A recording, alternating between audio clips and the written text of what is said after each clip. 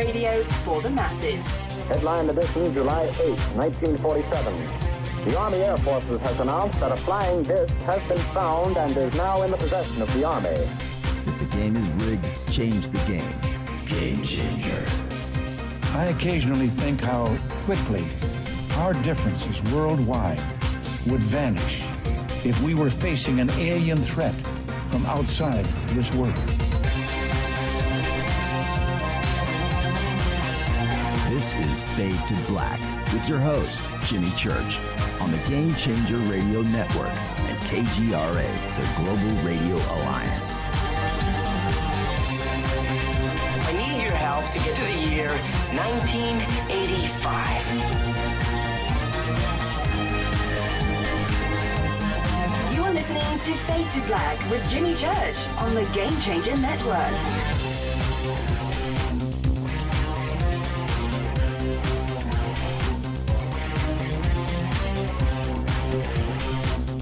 Good evening. Yeah, man. Fade to Black. Bespoke radio for the masses. Yeah, man. How you doing? Today's Thursday, April 22nd, 2021.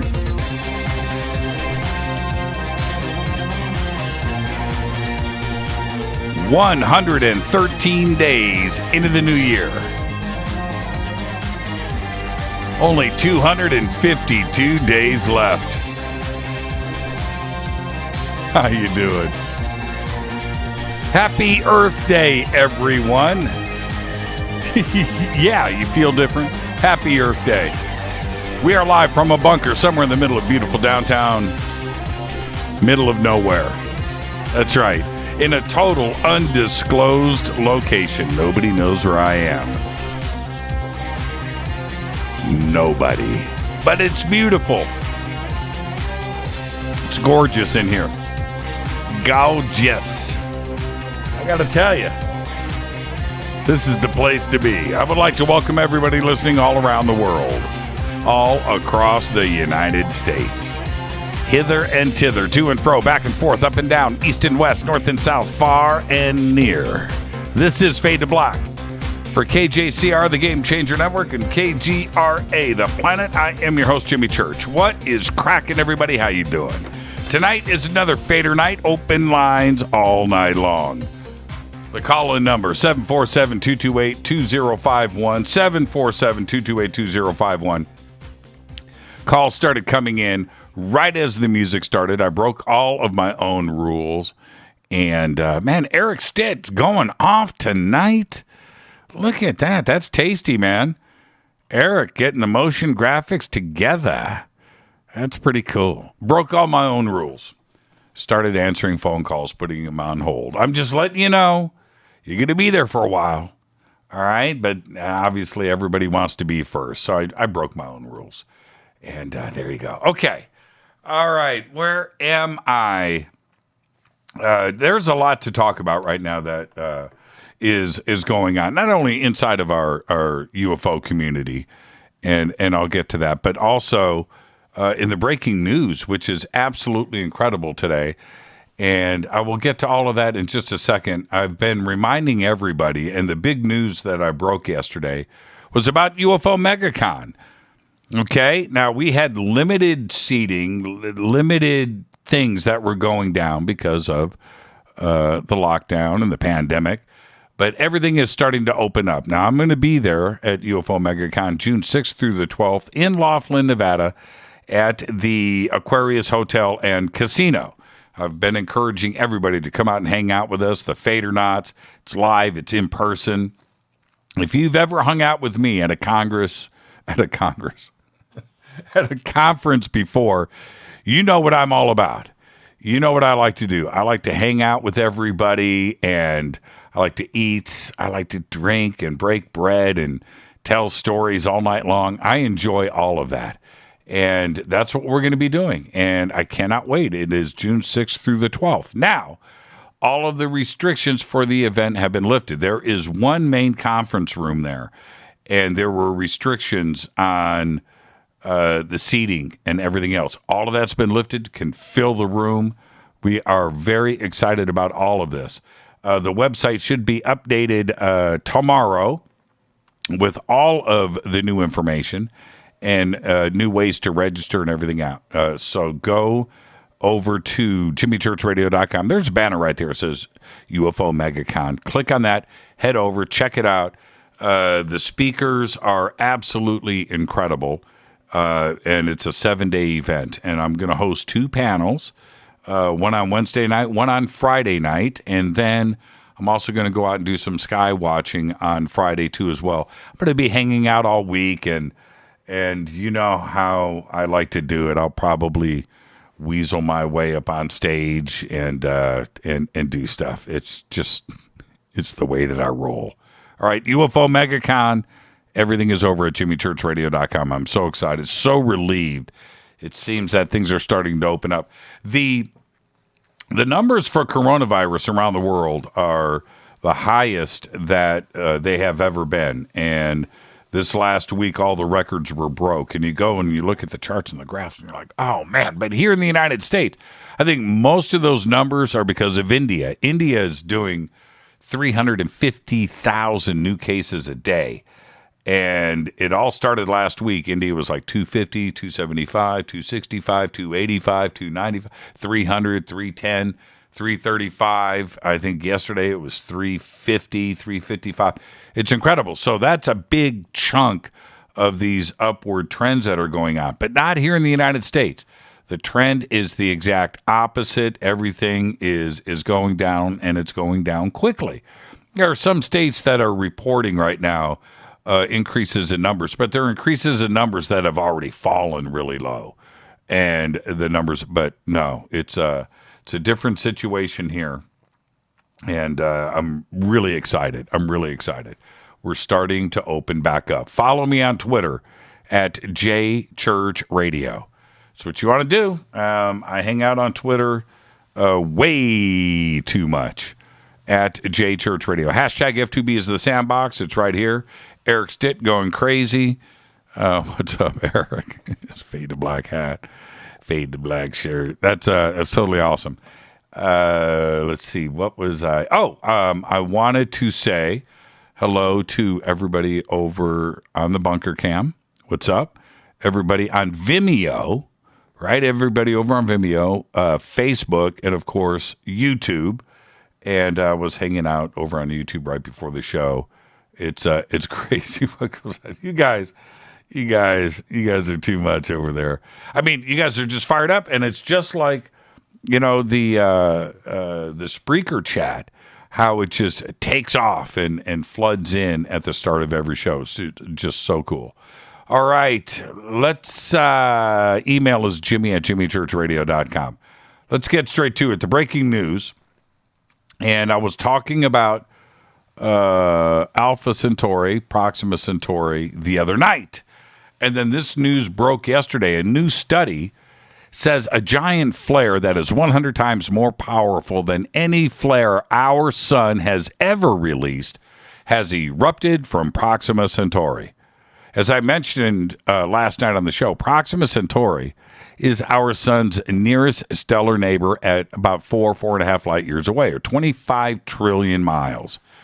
It's a small, dim, red dwarf star with just an eighth of our sun's mass, and it's orbited by at least 2 planets, one of which may be Earth-like. The extreme flare was observed by a global team of astronomers May 1st, 2019, and it only lasted for about 7 seconds.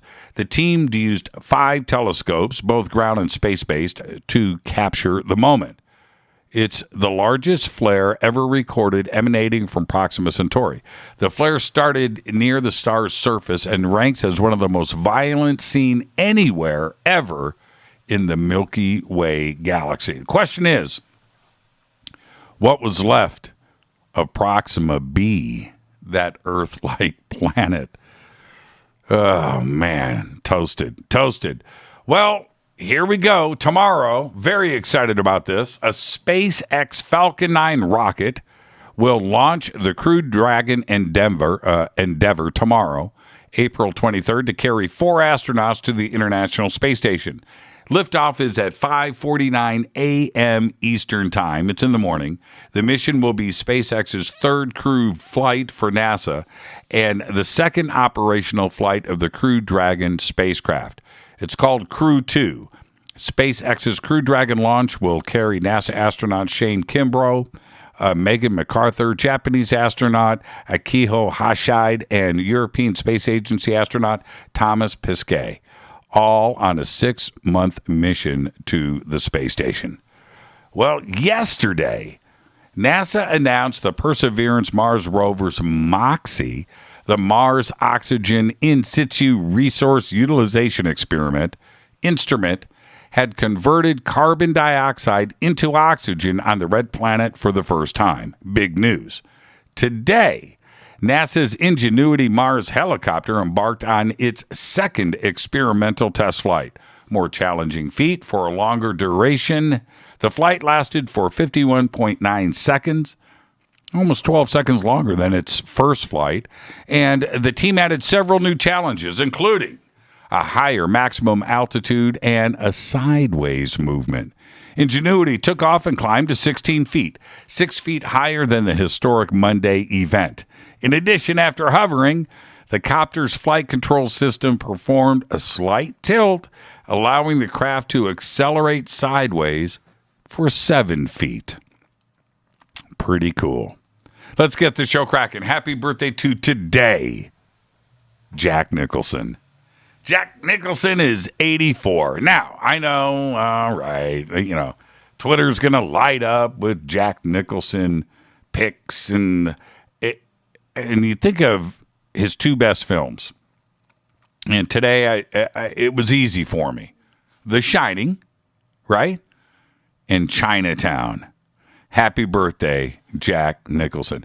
Jeffrey Dean Morgan today is 55. The Walking Dead. Peter Frampton, the man, today, incredible, 71 years old. Think about that. Think of the cover of Frampton Comes Alive, right? That headshot. Frampton Comes Alive. Think about that, right? He owned the world. Today, 71 years old. Paul Carrick today is 70, of the band Squeeze. And I started to think about this. I was a huge Squeeze fan. Yeah, love Van Halen and everything that was going on in the early 80s and MTV and it's just exciting times. But the Squeeze was a perfect band. And so I started thinking, what was a better song? Tempted or Hot Coffee in Bed? That's a tough one, isn't it? Our dead guy's birthday today is, moment of silence, please, for Mr. Glenn Campbell. 1936 to 2017, died at the age of 81. Glenn released 64 albums in a career that spanned 5 decades, selling over 45 million records worldwide, including 12 gold albums, 4 platinum albums, and 1 double platinum album. His string of hits was insane, with some of the greatest songs in history. Gentle on My Mind, huh? By the Time I Get to Phoenix, love that song too. Wichita Lineman, right? Galveston, Rhinestone Cowboy, Southern Nights. In June 2011, Glenn announced that he was diagnosed with Alzheimer's disease 6 months earlier. Unbelievable. Made that documentary, I Am Glenn Campbell, documenting everything in that tour. Incredible. He died. That documentary, I believe, is the only movie ever to get 100 on Rotten Tomatoes. I believe that is true. He died in Nashville, Tennessee, on August 8th, 2017, at the age of 81. On this day in history, 1978, it went down.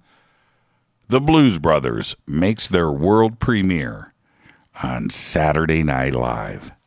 Fader fact. There is a town in Michigan called Zilwaukee. founded in 1848 when Daniel and Solomon Johnson, two brothers from New York City, built a sawmill there. They called it Zilwaukee so that people would confuse it with Milwaukee and move to work there. That is your Fader Fact. Tonight, open lines all night long. The call-in number is 747-228-2051. And now it's time for me to hit this River Moon coffee. Like my coffee, Doc. I do. Doc, I do. I do. Rivermoonwellness.com. Visit our Amazon store. You can go straight to the website, promo code F2B Blend on the website. It'll get you 50% off of your order, your entire order. Go and do it today. All the links are over at jimmychurchradio.com. And was speaking with River Moon Coffee this week. I just got to tell you, they are happy and they love the Fadernauts. That's right. They do. Thank you, Juanita and Jeff. You guys are the very best coffee in the world. Best. Let me hit this one more time. Yes. Earlier this week, back on Monday, I was interviewed by a student from a university in Florida and who reached out to me and wanted to discuss the world of broadcasting and radio for an assignment that he had to do. Okay. And it's an honor. It's a privilege. I graciously accepted. I couldn't believe it. It was so cool. And it was great. But there were a couple of questions that were, at the time, seemed pretty typical and obvious. What advice could you give to somebody wanting to break into the business? Stuff like that. And these questions need to be asked. And I get it. And I could have given the boilerplate answers. I could have taken the easy road. But although I kind of started off that way, I found myself taking things a lot further. And I ended up taking like 5 minutes to answer the first question. But seriously, today, there are all sorts of reasons why anyone should follow their dreams. Now, I want to take you back to one of the moments in my life when I was just shaken to my core. I mean, I had the crap totally scared out of me. And it was back in around 2000 or so, 1999, 2000. I don't think it was 2001. I'm going with 2000. So 21 years ago. And I flew out east. It doesn't matter where, but it was East Coast for a week of meetings with an audio company. And that part isn't the story. And the company is not part of the story either. Big company in the industry and all of that, but the company shall remain nameless. But on one of the days, I was in one of their acoustic testing labs, and sort of a large room, not very big, but, it's a large office, laboratory, I don't know, 20 feet by 30 feet, something like that. And it had 3 desks. It had a bunch of tape machines, CD player and DVD players and workstations. And each one of these stations had, speakers and testing equipment and computers and video monitors and stuff. And we were there testing and listening to various media and looking at waveforms. It was very tedious. Again, none of this is part of the story, but during this testing day that I was there, I met 3 men in this lab. And during some of the conversations, I found out that they had all known each other for 25 years. And that's pretty cool, right? Okay. Then they hit me with the big one. Not only had they known each other for 25 years, they all worked together in that lab where we were currently doing the testing in for the last 25 years. The 3 desks in the lab, yeah, you guessed it, one for each of them. This small room, 3 guys, 25 years, nonstop. It really freaked me out. Really freaked me out. And my first thought was, how are they all still alive? I mean, somebody should have snapped at some point and killed someone, right? Okay, so that, my second thought was, what do you guys talk about now? I mean, what do you guys talk about? After 25 years, there can't be any secrets, right? And my third thought was, didn't you have any dreams about doing something else? Seriously, I mean, have you ever thought about getting out of here? Now, you know me.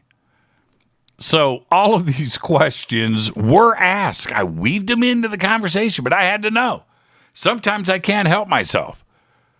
But, you know, it's like, hey, you got to know, right? When would I ever get the opportunity to get these kind of answers? Each one. Oh, by the way, there were no windows in this room.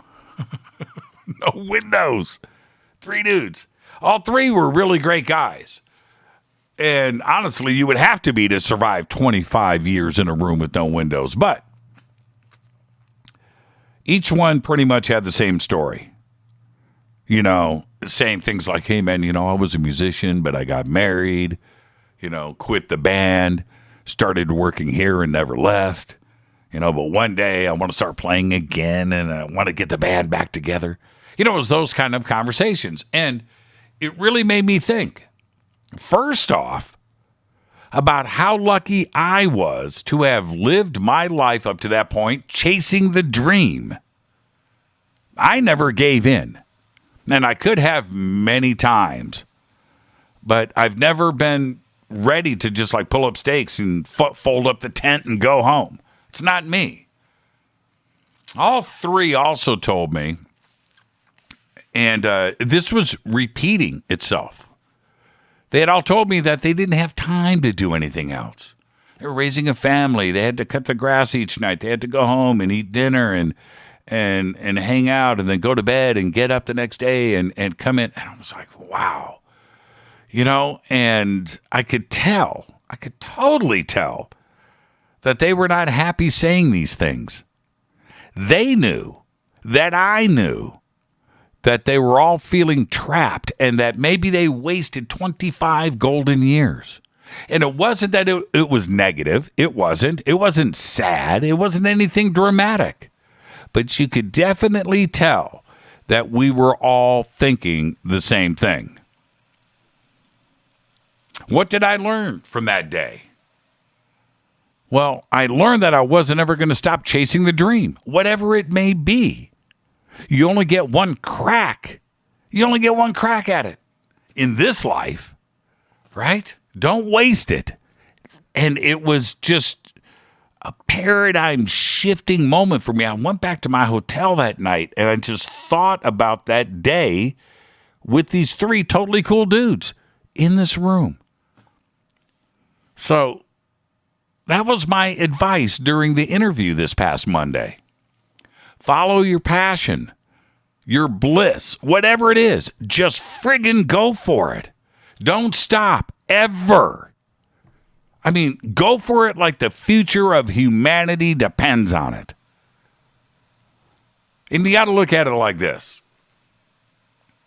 Right now. So let's say you're working 40 hours a week for the man. And if you sleep 8 hours a night, that will leave you 52 hours a week to write, to paint, to practice, to learn, to think, and to perfect your bliss. You've got more time to do that than you are going to work. So there are no excuses. 52 hours of commitment. Like your life depends on it. Those 52 hours a week will be the happiest part of your life, and it's a guarantee. This is what I did. And I talked about this on Monday, and as daunting as it sounds, and some people don't want to hear it because it's scary, and I get that. But that's what I did. I did this for years. I practiced. I went to school. Every waking moment was done to build this studio and try to figure things out and how to move forward and planning and everything. That was it. I did it for years. Not a day, not a week, not a weekday. I did it for years. I never took my foot off the gas. And eventually, I walked away from the man. And that was my plan all along. Before, just like most people, I was working 40 hours a week, 50 hours a week. Today, I work at least 80 hours a week, 7 days in a row with no days off all year long. And I am the happiest person on earth. That's it. And that's what I said this past Monday. You've got to follow your bliss. And if you feel like you're in a rut, you're feeling trapped, you can get it done. There are no excuses. There just aren't. I don't have enough time. You've got more time on your hands. Think about how much time you waste goofing off in a week. Think about that. So there are no excuses. It's all on you. Go follow your bliss. Chase your happiness. Whatever that dream is, go and do it. I'm your host, Jimmy Church. This is Fade to Black. Tonight's Fadernight. Open lines all night long. This is my bliss. This is my bliss. This is what I get to do. I chased it. I chased it till I made it work. That's it. If I told you guys what I did for jobs before this, I've done it all. Some crazy stuff. It's Fade to Black. It's Fadernight. It's open lines all night long. 747-228-2051. Boatload of calls already on hold. I'll squeeze everybody in. All right? It's one of those nights. Also, when we come back, I want to talk about that UFO sighting last night in Tacoma, Washington, from the caller Andrew that called in. The sighting was the night before. We'll talk about that when we come back after this short break. Stay with us.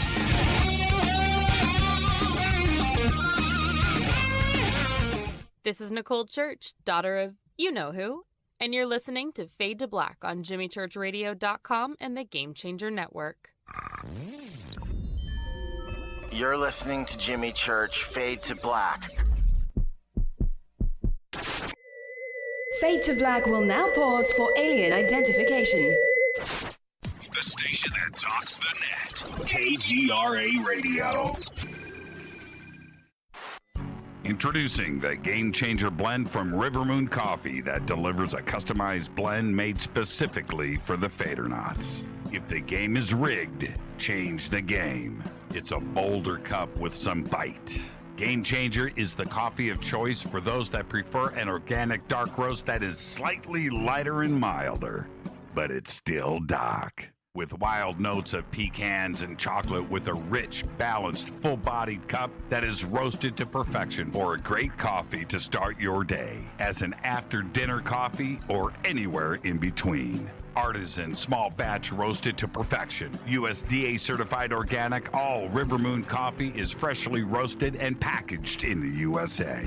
Just go to rivermooncoffee.com or click on the banners over on our site and use the promo code F2BBLEND for 15% off of your order today.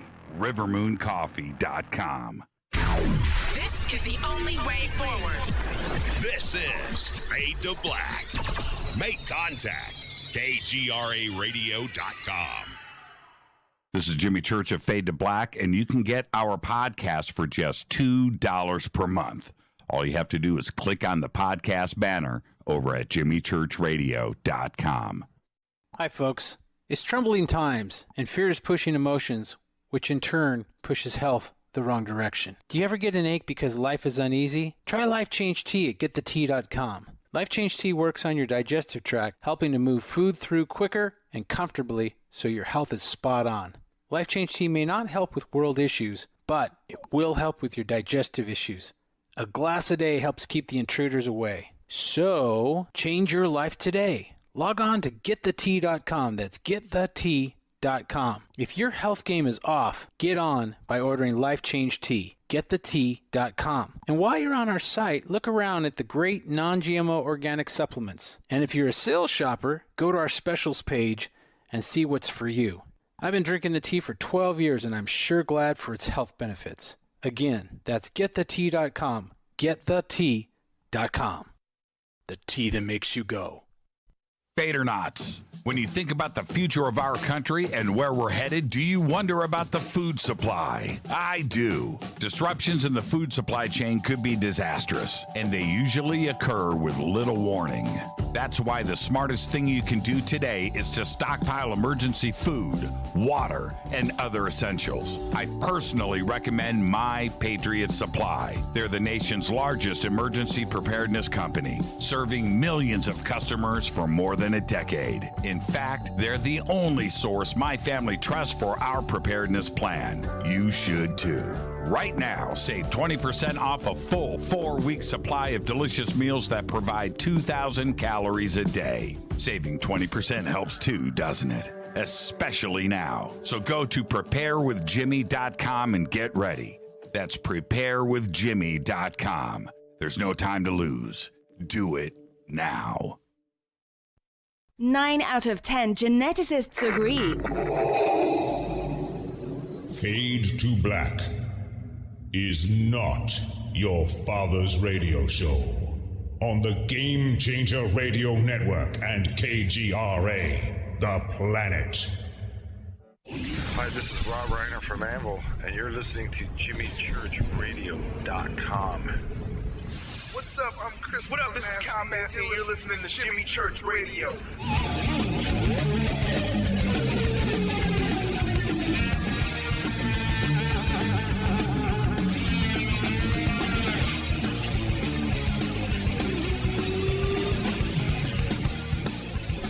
Welcome back. Fade to Black. I am your host, Jimmy Church. What is cracking, everybody? It's Thursday night.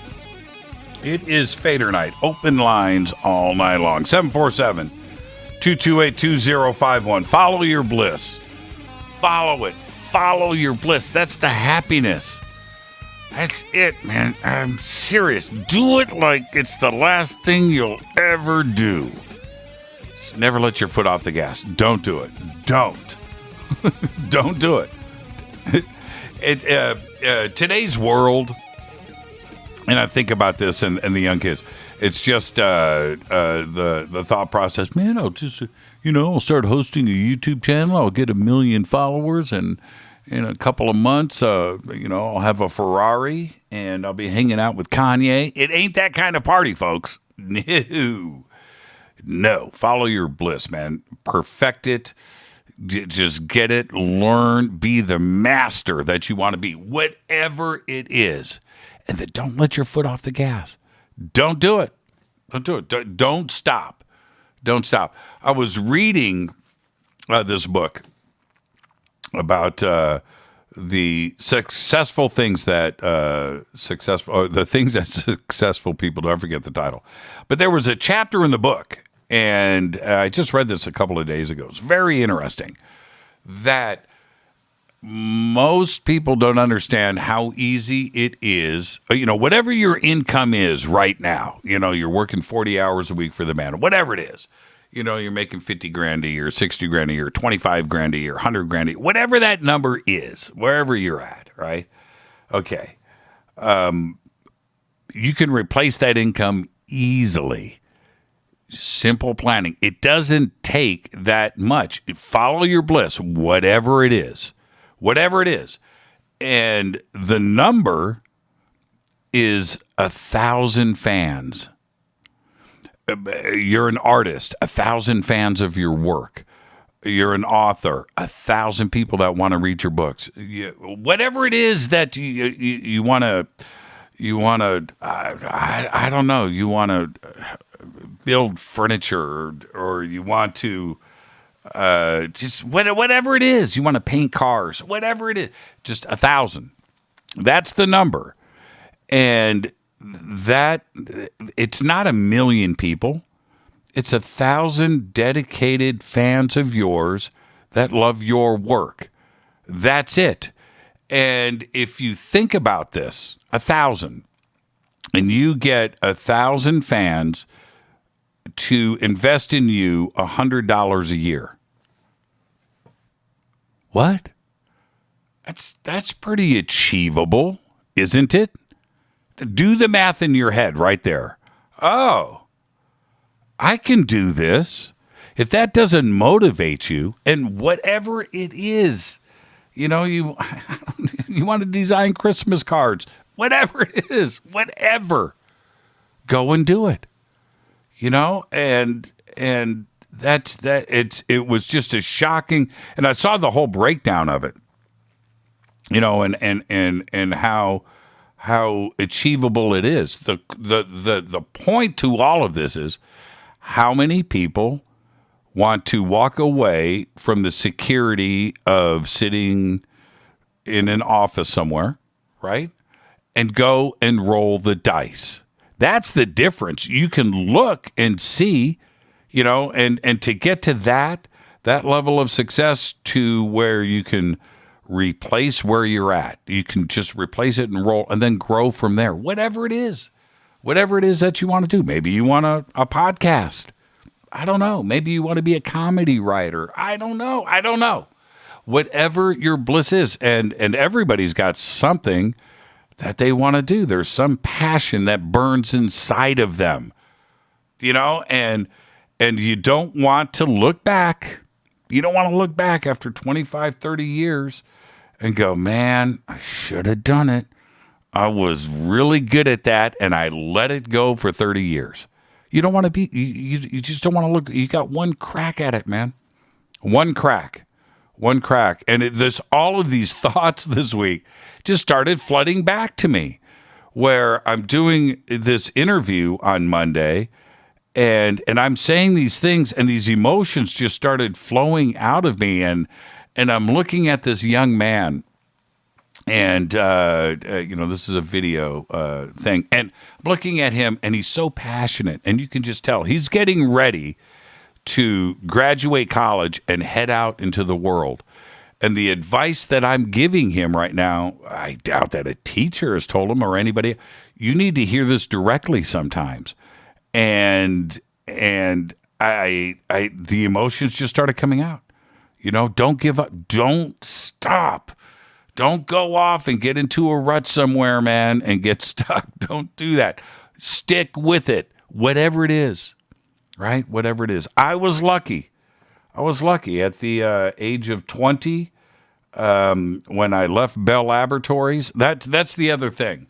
I was at Bell Labs for 3 years, and 18, 19, 20 years old. And I started at Bell Labs when I was actually 17. I hadn't even turned 18 yet. I turned 18 at Bell Labs on October 10th. And but the atmosphere there, great people and everything, but that scared the crap out of me. And I left Bell Labs and I hightailed it straight to California. And if my kids would do this today, I would be upset. But I did. I chased it.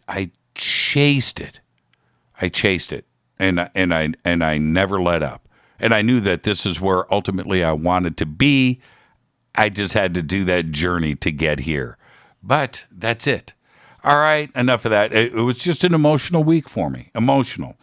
Thinking about all of this and the opportunity that, you know, somebody young and breaking out of college and getting ready to go for it. Well, you know, I spoke my piece. I did, and I shared that with you again tonight. All right. Now, I wanted to get to our last phone call last night. After Dr. Greer, I took a bunch of phone calls. We went to open lines for the last hour and a half of the show last night. And right at the last segment, last night, and I had a bunch of calls on hold, and I'm picking things up randomly, and picked up this call from Andrew. He didn't want to disclose his location, but I slowly figured it out. That was pretty funny. Anyway, Western Washington, Seattle, Tacoma area, McCord, Army Airfield, Air Force, whatever they do there. It's a logistics air base. That is there, and it's big. Over, not last night, but the night before, he had a sighting at about 8 p.m. at night. He works at a hotel. I don't know which one. And he went outside and saw this bright orange object up in the sky, and it wasn't very high, over McCord. And this is the thing that I found very interesting. He said that a couple of flares appeared above the object and floated down past it. So somebody at McCord probably flew some helicopters, maybe it was a plane, but went up over the object, dropped the flares to illuminate it, and the flares went past it and came to the ground. The object was up there for a few minutes, and then, according to Andrew, it faded to black. It just faded and went away, but it stayed in the same spot above McCord. After the show last night, the phone lines lit up, and 2 or 3 calls, I know the area code up there, came in at about 10 p.m. I was already had the show shut down, and I was getting ready to leave and go home, so I didn't pick up those calls. If you were in the Seattle area, what happened here to the call? I am dropping calls right now. Oh, that's strange. Okay, let's go here. And you're going to be up next. Just stay right there. That was strange. 3 calls just went off my screen at the same time. Huh. Okay. Anyway, if you were in the Seattle, Tacoma area last night, I want to hear from you. If you saw anything up 2 nights ago, which would have been, this is Thursday, so it would have been Tuesday evening. And I do want to hear from you. I talked to one of my close friends up in the area earlier today, and who lives right there in Tacoma, knows all about McCord, of course. Didn't see anything.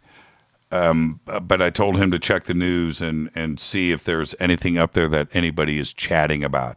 So that was a very interesting phone call last night. Great way to end the show, but I'm very, very curious. That's a largely populated area, all of the hills, everything, heavy traffic.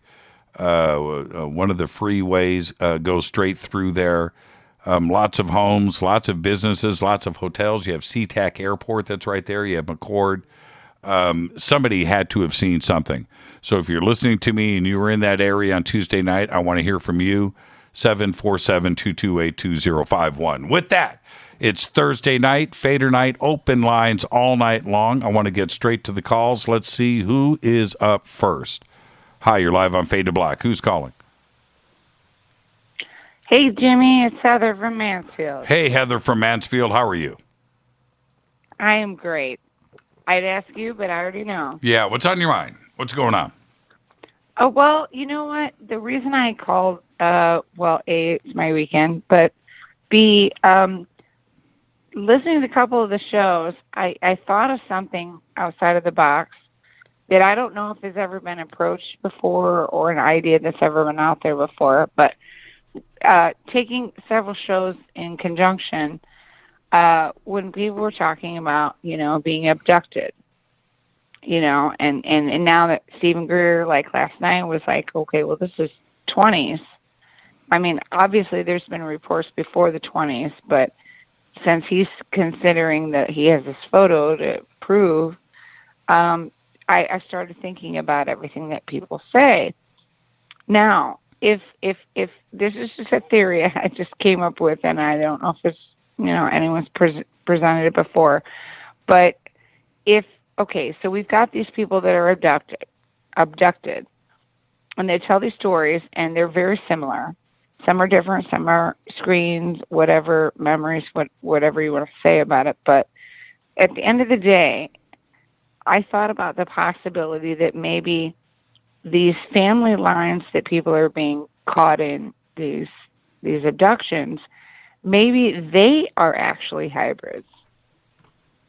That the group that's doing this, whoever they are, that maybe they're already introducing DNA into humanity. And if you want to go into that theory that they lost their humanity, so they're trying to get it back, is they're in introducing their DNA with our DNA, and then a lot of these memories that people are having, since time supposedly doesn't exist with these creatures anyway, is that they're seeing their progenitors, the first creations of a hybrid race, but now they've got it down to the fact that these people can be born on Earth and nobody knows any different because they look like us. And that maybe, I know it sounds crazy, but I just throwing it out there because I thought it'd be a great discussion, you know. Is it that all of us that are like nothing feels right and something else is going on, and a lot of these people that are being abducted or our community itself are all thinking the same things because they're thinking, wow, something's not right here. And maybe we are the hybrids of the abducted, including the abducted. Okay, I'm done. Does that make any sense at all? It makes a lot. Well, it makes a lot of sense. There's so many hypotheticals there, but in this conversation about abductions and the hypotheticals are all over the place. They're all hypotheticals. Right. So, but that being said, I keep going back to one thought. Okay, and this is where I go when I'm trying to be rational in my own mind, right? Without letting myself go too crazy or sound crazy. But it's this. You have Cro-Magnon covered in hair, right? The face, the build, covered in hair. You have Neanderthal, same situation. And then all of a sudden, for no reason at all, Homo sapien comes along, no hair, right? Nothing, a totally different facial structure, lips, nose, cranium, brain, flat forehead, this different look thing, and for no reason on planet Earth. Back then, right, you know, going through the cold of night, you needed fur on your body, right? you needed all of those things, and Homo sapien comes along with this completely different physical thing. And I'm talking about no fat under the skin, you know, to keep you warm. All there, so many different things that happen all at the same time, and we just pop out of nowhere. And with a different chromosome count and structure and pairs and altered DNA. So there's that part. But you have to ask yourself why.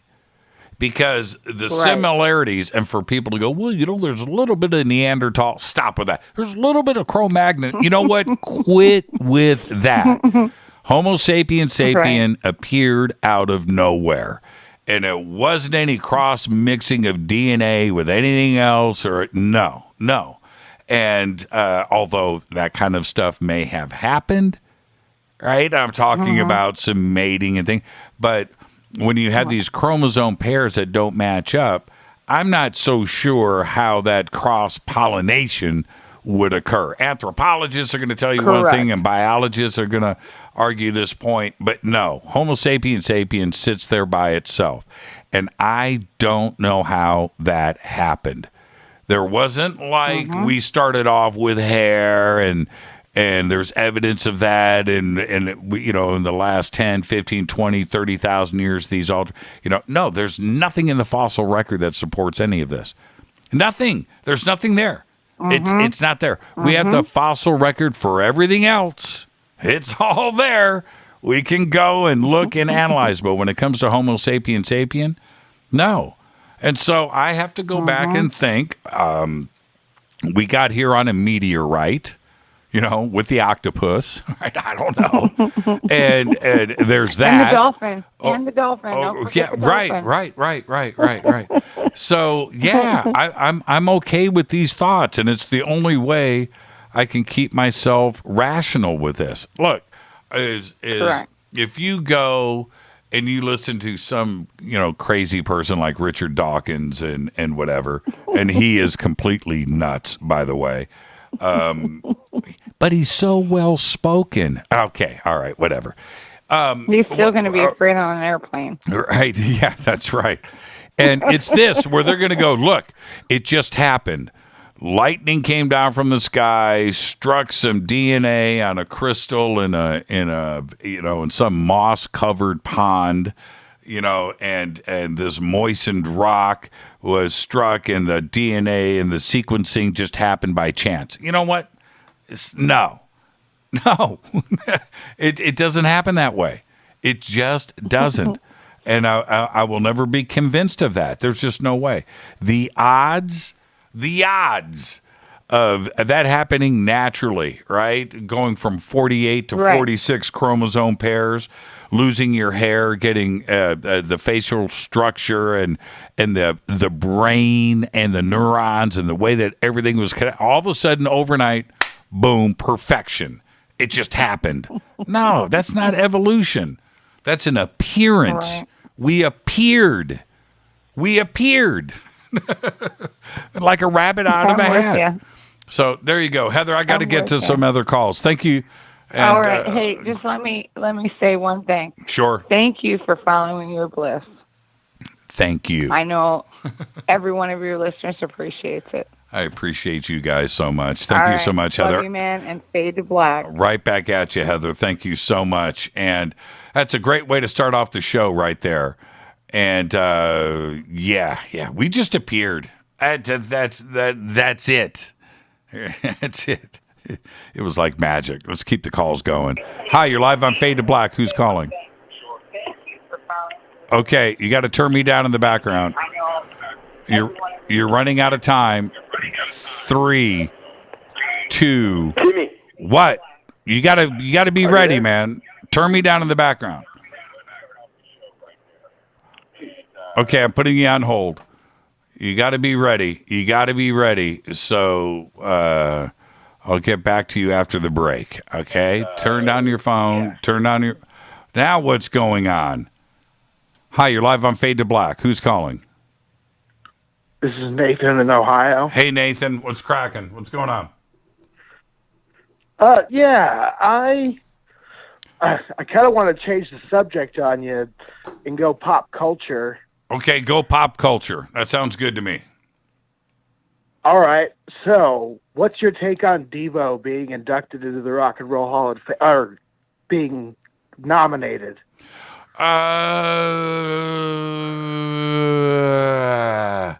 There's a lot, man. I don't know. I look back at Devo. They weren't quite a one-hit wonder. But with the other musicians that came out of that band, just absolutely incredible and went on to change the world.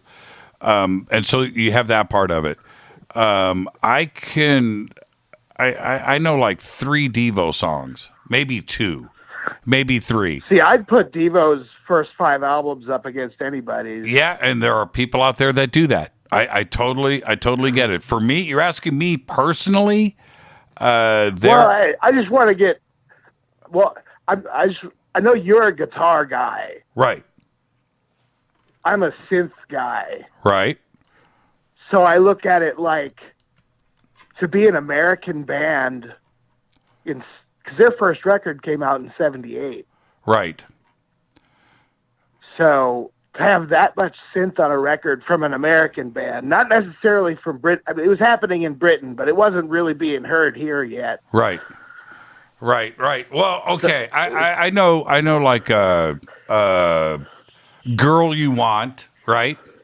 What was the other one? Yeah. I Can't Get No. Oh, Satisfaction, right? They did the remake of that. But putting all of that aside, Mark Mothersbaugh went out and had one of the most successful songwriting careers, writing for movies and TV shows, and Wes Anderson, and just an incredible career, talented musician. And to think that he came from Devo doesn't even make any sense. He's so complex. And I get that. Yeah. And I appreciate the talent behind Devo. But Rock and Roll Hall of Fame, there are so many other things to consider there. And I think don't know. they need to expand it now. I mean, there's so many bands they've left behind, but you know who should be in the Rock and Roll? You know who should be in the Rock and Roll Hall of Fame? Judas Priest. Who's that? Judas Priest. You know who Absolutely. should be? You know who should be in the Priest? Don't get me wrong. You know who should be in the Rock and Roll Hall of Fame? Michael Schenker. How about the Scorpions? You know what I mean? And I mean, and not to go all heavy metal, but the Hall of Fame committee and the way that they do things over there, I just don't get it sometimes. I really don't. Yeah. You want to go the rock and roll, man? How about Foghat? Give I mean think about the rock and roll from the 70s. It's the Rock and Roll Hall of Fame. So let's go back 40 years. Let's go back 50 years. Let's get to the real roots of rock and roll and look at that. I have no problem with Aretha Franklin or Diana Ross or Vicky Sue Robinson or whatever, whatever the disco and things. Okay, fine. That's all cool. But it's called the Rock and Roll Hall of Fame. So let's go back to the 50s. Let's go back to the 60s and take a hard look at the things that got us here. Right? And that's my take. Did Devo get us here?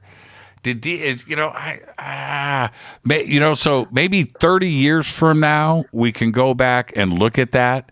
I was real surprised that they brought in the Cars. And the Cars, to me, deserve it. They're totally rock and roll. But I thought that was a surprise for me for the Hall of Fame. I was shocked that I wanted the Cars in. Don't get me wrong. What I'm saying is, I'm just surprised that they were being cool at that moment. So that's just my take. I got to get to a break, Nathan, but I appreciate you. I appreciate you bringing up Devo. But for me, and Devo's cool. I can't get no satisfaction. Man, I mean, and Girl You Want, that's a toe tapper. And going beyond that, and I'm not kidding, Mark Mothersbaugh is a musical genius. He's right there with friggin' Mozart. Okay, Mark Mothersbaugh is of that stature, and he came out of Devo. Who knew? Enjoy your night, Nathan. Thank you for the phone call, man. Yep. Right on. Thank you, Nathan. 2 phone calls, opening phone calls from Ohio. What's up with that? Let's go to a break. This is Fade to Black. I'm your host, Jimmy Church. Nothing against Devo. I get it. How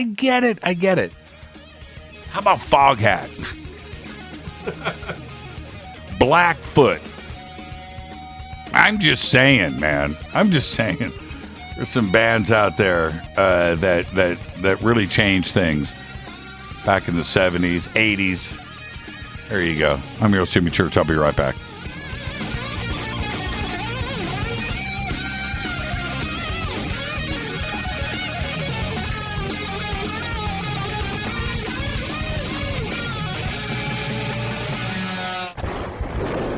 This is Fade to Black with Jimmy Church on the Game Changer Radio Network and KGRA, the Global Radio Alliance. This is KGRA Digital Broadcasting Station, Salt Lake City, Utah, Van Buren, Arkansas. This is Billy Carson with ForbiddenKnowledge.tv. Forbidden Knowledge TV has just reached its 1-year anniversary. That's right, 1 year. And as a show of appreciation, we are giving all new subscribers a free 30-day trial of forbiddenknowledge.tv. That's 30 days to binge watch thousands of movies, documentaries, conferences, workshops, lectures, yoga classes, meditation courses, and so much more. So log on to forbiddenknowledge.tv from your computer or mobile device, or get the Forbidden Knowledge TV app on Apple TV, Roku, Amazon, iTunes, or Google Play today, and use coupon code 30daysfree. That's coupon code 30 days free on forbiddenknowledge.tv today. Listen, I know, and you know, that you've always wanted your first crystal skull. Or maybe you're a collector just like me, but you just don't know where to go to find the real thing. Then I met Carolyn Ford over at EinsteinTheCrystalSkull.com. Carolyn is the guardian of Einstein, one of the most respected ancient crystal skulls in the world. All of her unique skulls have been imprinted sitting with Einstein in his sacred lodge and are carved from the finest gemstone and materials. Imprinting is the process of receiving the ancient wisdom from the master skull or master computer, Einstein, the ancient crystal skull. To see Carolyn's current collection of crystal skulls, just visit her store at EinsteinTheCrystalSkull.com or click on the banner over on our site. Don't forget to use the promo code Jimmy at checkout to receive 10% off of your order today. That's promo code Jimmy. Finding your first or next crystal skull is easy. Just visit EinsteinTheCrystalSkull.com. When you take the beans from Central America with dashes of Indonesian and African mixed in and then roast it to the dark side of fade to black, you create the ultimate brew of fringe. Introducing the Fade to Black blend from Rivermoon Coffee. Yes, Rivermoon's darkest customized roast was created for the love of Fade to Black. The alchemy of masterful roasting and smoking the beans is in every sip of this full-bodied, dark Java. I need my coffee dark, deep, with distinct bittersweet chocolate highlights, just like the bunker. Leaning further into the darkness of the roast is Fade to Black blend from Rivermoon Coffee. Just click on the banner at jimmychurchradio.com and use the promo code F2BBLEND for 15% off of your order today. Hello, I'm Katie, and you're listening to my main man, Jimmy Church, on jimmychurchradio.com. Hi, this is Ray Hobbs here, repping the planet, and you're listening to my good friend, Jimmy Church, Fade to Black, on the Game Changer Network and the KGRA Digital Broadcast Station. This is Toby Kebbell. You're listening to JimmyChurchRadio.com. Don't hurt me, Jimmy. I'm only little. Hey, I'm Adrian Grenier. And this is Ari Gold. We're the Honey Brothers. We're of the Honey Brothers. Hey, I'm Adrian Grenier. And I'm Ari Gold. We're the Honey Brothers. And you're listening to Jimmy Church. The Revolution. This is Jimmy Church of Fade to Black, and you can become an official Fadernight by just going to our membership section at jimmychurchradio.com. Hello, this is Serena Wright Taylor from Conscious Life Expo, and you're listening to Fade to Black with Jimmy Church, who holds the Lucky Pony record for the best astrological chart since 1963. True story. This is Micah Hanks of the Gralien Report, and you're listening to Jimmy Church on Fade to Black, across the globe on the Game Changer Radio Network and the one and only KGRA Radio, The Planet.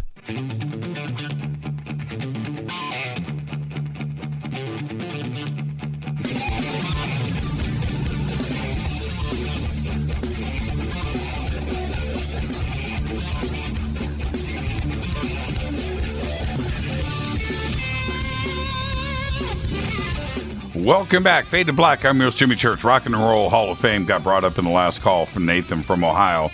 Thank you for that, Nathan. Just got my blood. This is the thing. 747-228-2051. It's Fade to Black. You know, we talk about UFOs, conspiracies, and time travel, and the paranormal, and the supernatural, and science, and things. But we do a lot of pop culture on this show. and talking about, following your bliss. My whole idea for Fade to Black is I need to be able to talk about, I want to be myself. So I need to talk about UFOs, time travel, right? Got to get that stuff in. I got to do that. But music is my passion. Look behind me, right? Music is my world. I need to talk about music. Look at see this belly? Bought and paid for. I need to talk about food. I need to talk about all of this stuff each night and just be myself. And we get into the Rock and Roll Hall of Fame conversation, and we talk about, somebody being snubbed like Pearl Jam. And I love this audience because I think it was Ken just came back with Soundgarden. And let me be very frank. No Soundgarden, no Pearl Jam. Wouldn't have happened. Pearl Jam wouldn't have. Seattle wouldn't have happened without Soundgarden. It's that simple. Nirvana, Soundgarden, right? And Sub Pop and everything that was going on at that time. I get that. Soundgarden in the Rock and Roll Hall of Fame. That is a snub, right? And then you go back and think about other things. Iron Maiden, Judas Priest. How could Judas Priest not be in the Rock and Roll Hall of Fame? It doesn't even make any sense. That's a first-year ballot right there. That's it. Judas Priest. And you think about it, man, doing it since the early 70s, and still bringing it today. Judas Priest. Iron Maiden. How about, I was thinking about this a couple of weeks ago, or maybe it was a month ago, when I read the inductees. Joy Division, Kraftwerk, Joy Division, the Smiths. How can the Smiths not be in the Rock and Roll Hall of Fame? So, yeah, and nothing against Devo, but there are you just wonder how many years did it take for Kiss to get in? It's like, wait a minute, this doesn't make any sense. Our very foundations of rock and roll exist because of a few situations out there. And I bring up Foghat, and I know that sounds weird. I joke all the time. Man, it sounds like a Foghat concert out here, and the Foghat Live, when did that come out? 77, right? Foghat. That album changed rock and roll, man. It did. That was huge. So, yeah, Joy Division. How could Joy Division? Oh, man. Or Echo and the Bunnymen. How can Echo and the Bunnymen not be in the rock and roll? Maybe they are. No, they're not, right? All right. Now, just before the break, coming back from the break, was Micah Hanks' little drop for Fade to Black. And I just want to let everybody know, Micah Hanks is going to be with us on Monday. Little sneak peek for all of you. We got a great week lined up next week here on Fade to Black, kicking off on Monday with Micah Hanks. Yeah, Joy Division, man. Just doesn't make any sense. How about Pat Benatar? How could Pat Benatar, Tina Turner's not even in the Rock and Roll Hall of Fame? It doesn't make any sense, man. Sometimes it just I'm so confused. I was thinking of, and now my mind is going blank. It's going blank. I'm going to get back to this. I'm going to start looking at different bands that haven't made it in. I don't know. I don't have a list of every single band. Oh, I was thinking when I was thinking of Soundgarden, Bullets on Parade, Rage Against the Machine. How can Rage Against the Machine not be in the Rock and Roll Hall of Fame?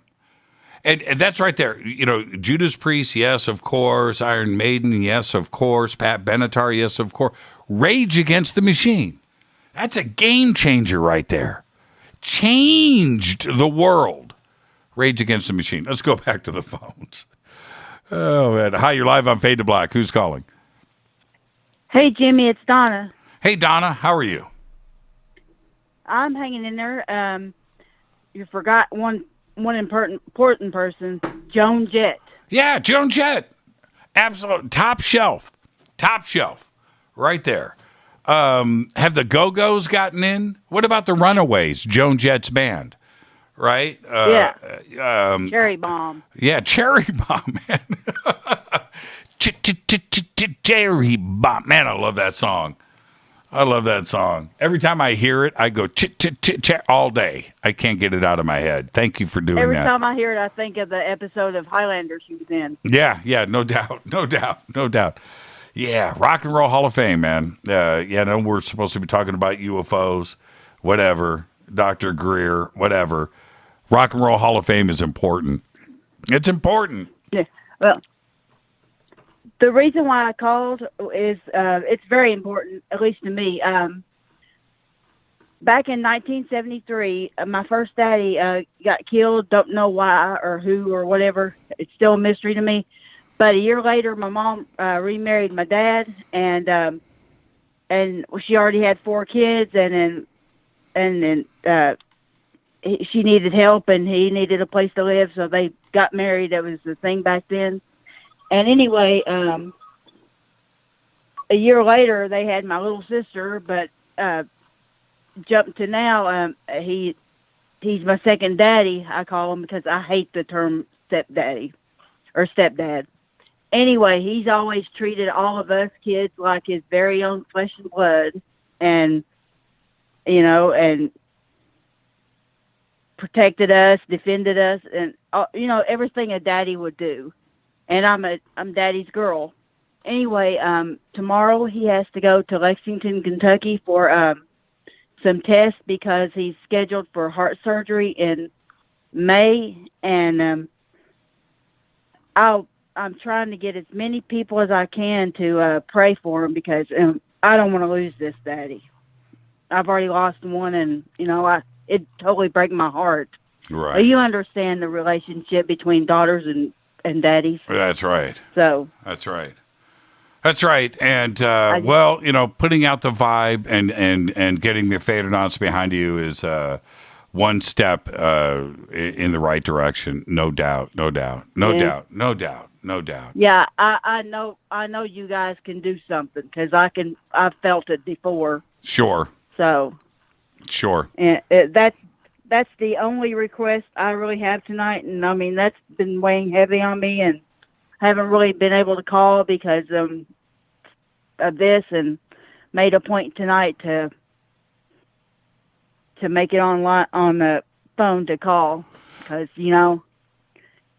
he's my daddy, and I would probably be lost without him. Yeah, I know.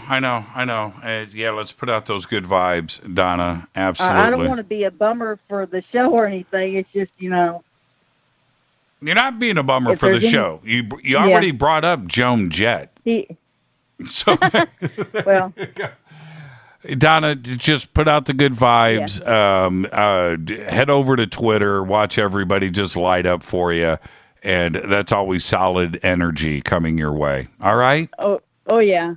I'll come back next week. I've got a few suggestions of things and all that, but this is the most important thing on my mind right now.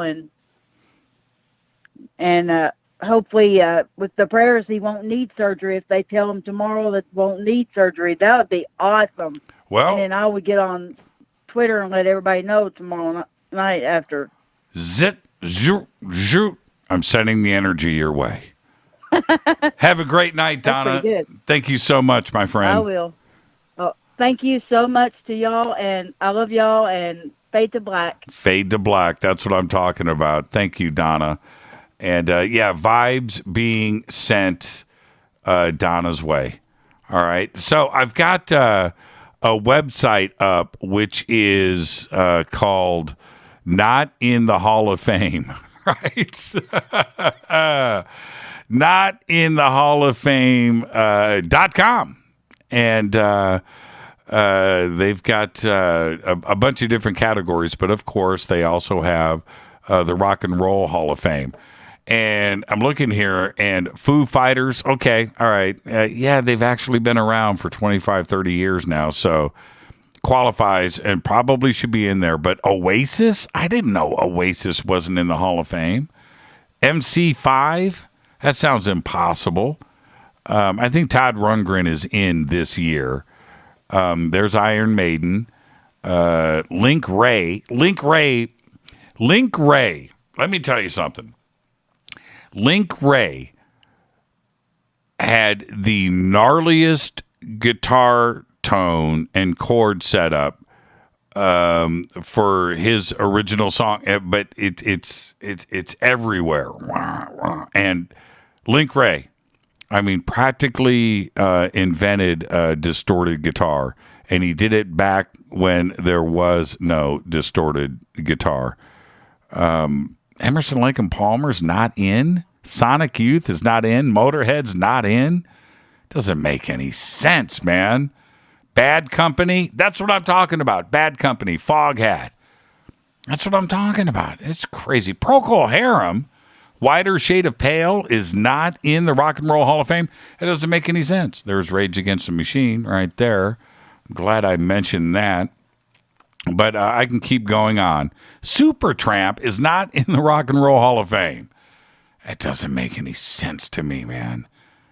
Duran Duran, how is that even possible? Ozzy Osbourne? I thought Black Sabbath was in. Maybe Ozzy as a solo artist. Boston is not in the Rock and Roll Hall of Fame? That's a tragedy. The Guess Who? What? Burton Cummings? Randy Bachman? Not in the Rock and Roll. Oh, man. What about Bachman Turner Overdrive? That's another one. I don't know. Steppenwolf, Three Dog Night, the B-52s. All right, I'm getting upset. We just named the next 5 years of the Rock and Roll Hall of Fame. We've done it. We've done it for them. Joe Cocker, Runaways, not in.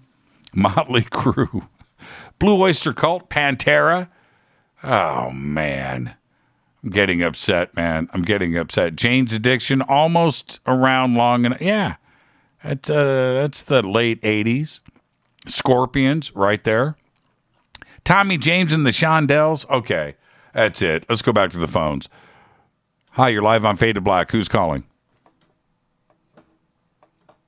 You're not there? Okay, let's go to our next caller. Hi, you're live on Fade to Black. Turn me down in the background. You got it. Sorry about that, Jimmy. That's all right. Styx is not in the Rock and Roll Hall of Fame. That's a crying shame right there. That's an outrage. That's an outrage. Thin Lizzy? How can Thin Lizzy not be in the Rock and Roll Hall of Fame? All right, who's calling? Hey, this is Nelson from San Diego. Hey, Nelson from San Diego. Who needs to be in the Rock and Roll Hall of Fame, Nelson? Well, you know what? I don't know how much I can weigh in on that, but how about Shock G? What's the word? Posthumously, or like after they pass away? Yeah, who? Shock G. He just passed away. I don't know if you know him. Don't know if you know too much about hip hop, but he was a big hip hop artist. He did the Humpty Dance. He just passed away. The Humpty Dance. Okay, the Humpty Dance, yeah, I remember that. But how about Jay Giles? Jay Giles Band. LL Cool J, not in the Rock and Roll Hall of Fame. Is the Humpty Dance? LL Cool J? Yeah, he's not in, man. I'm looking at it right here. REO Speedwagon not in. Grand Funk Railroad. Commodores. How can the Commodores not be in the Rock and Roll? Badfinger. That's crazy. Mott the Hoople. Oh, man. Earlier I heard you say Tina Turner wasn't in the Hall. She is not in the Rock and Roll. Yeah, that doesn't make sense, does it? That's crazy. That's great. That's insane. That's insane. It's not even right. That's not even right. That's heresy. Yeah. That's heresy. It absolutely is. Tina Turner, man. Tina friggin' Turner. Oh, man. Yep. Somebody's... Does it have something to do with them moving out of the U.S. or something? Because I think I know, right? I think at some point she Well, yeah, I think at some point she moved to Europe or something. Yeah, I think she lives in France. Yeah. But how about like Joe Walsh, Rocky Mountain Way, right there? That song gets you into the Rock and Roll Hall of Fame, right? Just the song. Joe Walsh. Joe Walsh isn't in the Hall of Fame. No, neither is But Blood, what Sweat, and about- Tears. Blood, Sweat, and Tears, man. Forgive me if I have him in the wrong band, but what about the Eagles? Yeah, Wasn't the he in Eagles. I think they got in, though. I think the Eagles got in. Okay, so. But Joe Walsh had the James Gang, in that solo career before the Eagles. Meatloaf. Meatloaf is not in the Rock and Roll Hall of Fame. More insanity right there. Man, that's just crazy to me. I'm glad I got this list out. Not in the Hall of Fame.com. And it's Eric B. and Rakim. They're on the list. Yeah, that's. They are? Oh, no, they are that means not. They're not in the Hall of Fame. No, neither Okay. is. How about Billy Idol? Man, it just doesn't make any sense. Ah, man. Okay, what about? Gosh, I'm trying to think of the guy's name. Shoot. I can only think of like one of the songs he did. I can't think of, and I don't even know the name of it. I brought up Echo and the Buddy Men earlier. Here they are. They're on the list. Jim Croce, Photographs of Memory. Cher is not in the Rock and Roll Time in Hall a of Fame. Bottle? Yeah, Time in a Bottle. Yeah, Jim Croce. Cher is not in the Rock and Roll Hall of Fame, man. I mean, she could be in the Rock and Roll Hall of Fame for like multiple eras. Yes, for the 60s, 70s, 80s, 90s, and the 2000s. She can get it. It's absolutely incredible. I could keep going through. Phil Collins. Wow. Oh, no way. No Yeah, way. yeah. Not Phil Collins. Yep, America. In the Air Tonight. Yes, right. Just that song. Just for that song alone. Just that song. Oh, my God. It doesn't make any sense, man. I'm losing my mind. Peter Frampton. How could Peter Frampton, the first double platinum selling album in the history of rock and roll, Peter Frampton, not in the Rock and Roll Hall of Fame? Oh, Next thing you're going to tell me Sting is on that list. I haven't gotten to Sting yet. The Carpenters aren't in. How could the Carpenters not be in the Rock and Roll Hall of Fame? Bachman Turner Overdrive, I brought that up earlier. Sure enough. Iggy Pop, not in. Iggy Pop. Oh, man. What? Yeah. Tom Jones. Guns N' Roses? Yeah. Tom Jones? Yeah. Iron Butterfly, Indigada da Vida, just that song. You're in. What does an artist have to do to be in the Rock and Roll Hall of Fame? Because apparently making great music isn't one of the simplest criteria. Right. How about The Damned? Oh, man, The Damned should be in. X. I haven't seen X yet, but wow. Robin Trower's not in. Okay, so anyway, you called me. I'm outraged. Yeah. I'm outraged. A lot of that doesn't make any sense. But Soundgarden and Rage Against the Machine and Judas Priest and Iron Maiden, just those four right there. It's just like somebody's drunk driving. Yeah. I love Soundgarden. I love Chris Cornell. Yep, we all do. Okay, You called me. What's on your mind? All right. Well, there's been something that's been on my mind, and I wanted to get your thoughts on it. I wanted to share some of the theories I have on it, and then, I want to see what you think about it. So, I've been really wondering why are they pushing the UFO narrative now? Like why are they slowly trying to get us to believe that UFOs are real after decades, maybe even centuries of just making us all look like crazy people, everybody who believes in UFOs? And there's a few theories that I have. Okay, is it the money? They've been, maybe they need to get the public on board so that they could have more money into the research that they want to do. But then again, they've been hiding trillions for decades already, right? Mm-hmm. So I don't know, did something change and they can't hide that anymore? Or maybe it's just that they need a new enemy for humanity to be against, and it just so happens to be the aliens' turn. Is it because they want to bring out the next level of tech, bring us to the next phase of technology? Although I don't know why they would have to push a UFO narrative on that for that. And this is my least possible theory, that they're actually having an honest effort to try to bring UFO knowledge to the public without letting enemies know our military capability. Because if, I'm sure a lot of people in the community, me included, want to see better footage than what has been released. But I have a feeling that the good footage just shows complex UFO movement that would show enemies our capability, our military capability, and what we're able to track. I also wonder why they can't maybe just show us videos of just aliens. And I don't know, maybe that would be too shocking. What are your thoughts on that? Dr. Greer and I were talking about all of these points last night, and it was a question that I asked him directly, probably 2 or 3 times during the show.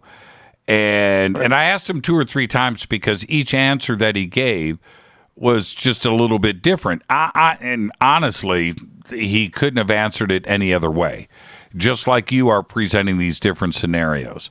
But this is my take. This is, I swear, and it's not on your list. This is my take. Okay. I feel, and I go back to Arthur C. Clarke and the Rama books. I think that they are tracking a ship that is coming to Earth.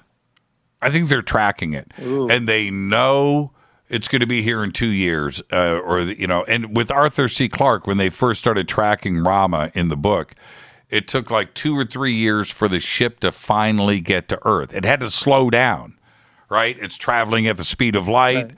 and it just took years to slow down. But anyway, that has nothing to do. But they knew the ship was coming. And I think that is what is playing out here. I think they're tracking something. They have a date. They know, and all of a sudden they need to flood this information out every which way that they can, whether it's with the media, with its television or movies or science or physicists or the military, witnesses, whatever it is, the search for alien life and the Perseverance rover on Mars, whatever it is. They need to get us indoctrinated. They need us to understand that we are not alone, and that's I think they're trying to get out in front of a big event that's about to play out. That's my take.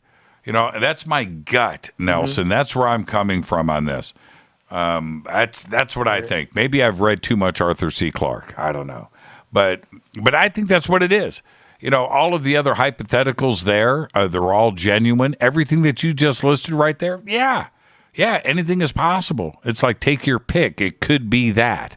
So I'm not sure. I don't know. I just think my gut feeling says they know something's about to kick off, and they know when. Mm-hmm.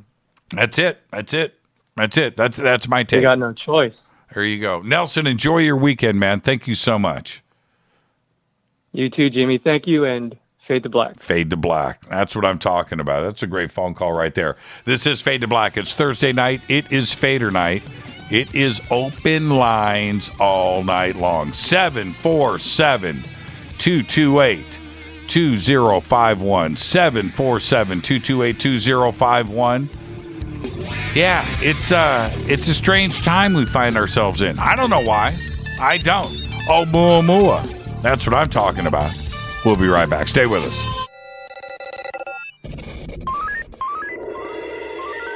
Way out here, we listen to Jimmy Church. You're listening to Fade to Black. Oh, Always on the edge of the hottest alternative talk. Jimmy Church with Fade to Black. KGRARadio.com. ¿Qué tal, mis amigos? Yo soy Mario Carson, el tiburón, y los invito para que escuchen a mi buen amigo Jimmy Church Radio. ¡Claro que sí! Do you want to be an official Fadernight? Of course you do. This is Jimmy Church of Fade to Black. Just go to our membership section at jimmychurchradio.com. Fadernauts. When you think about the future of our country and where we're headed, do you wonder about the food supply? I do. Disruptions in the food supply chain could be disastrous, and they usually occur with little warning. That's why the smartest thing you can do today is to stockpile emergency food, water, and other essentials. I personally recommend My Patriot Supply. They're the nation's largest emergency preparedness company, serving millions of customers for more than a decade. In fact, they're the only source my family trusts for our preparedness plan. You should too. Right now, save 20% off a full 4-week supply of delicious meals that provide 2,000 calories a day. Saving 20% helps too, doesn't it? Especially now. So go to preparewithjimmy.com and get ready. That's preparewithjimmy.com. There's no time to lose. Do it now. So, you love talk radio? Then you'll love TalkStreamLive.com. TalkStream Live is always on, 24/7 with the best streaming talk shows. Find your favorite talkers and discover some new ones. It's free, readily available online or on mobile with any smartphone or tablet. Finding your favorite talk shows all in one place has gotten a whole lot easier. Just go to TalkStreamLive.com. Be sure to download the free apps from Google Play or the iTunes App Store. You listen to us, and we listen to you. And so does the CIA. KGRARadio.com.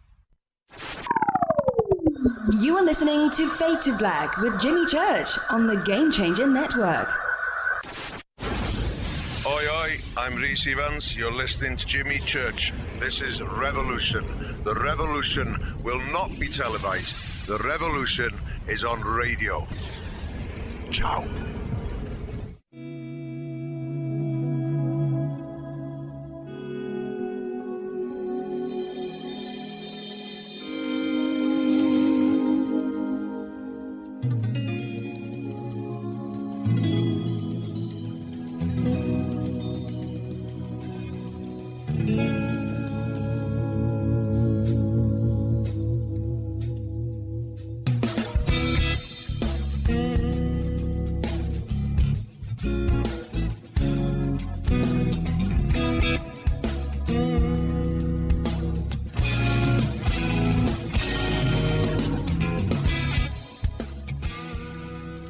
Welcome back. Fade to Black. I am your host, Jimmy Church. Thursday night, Fader night. Open lines all night long.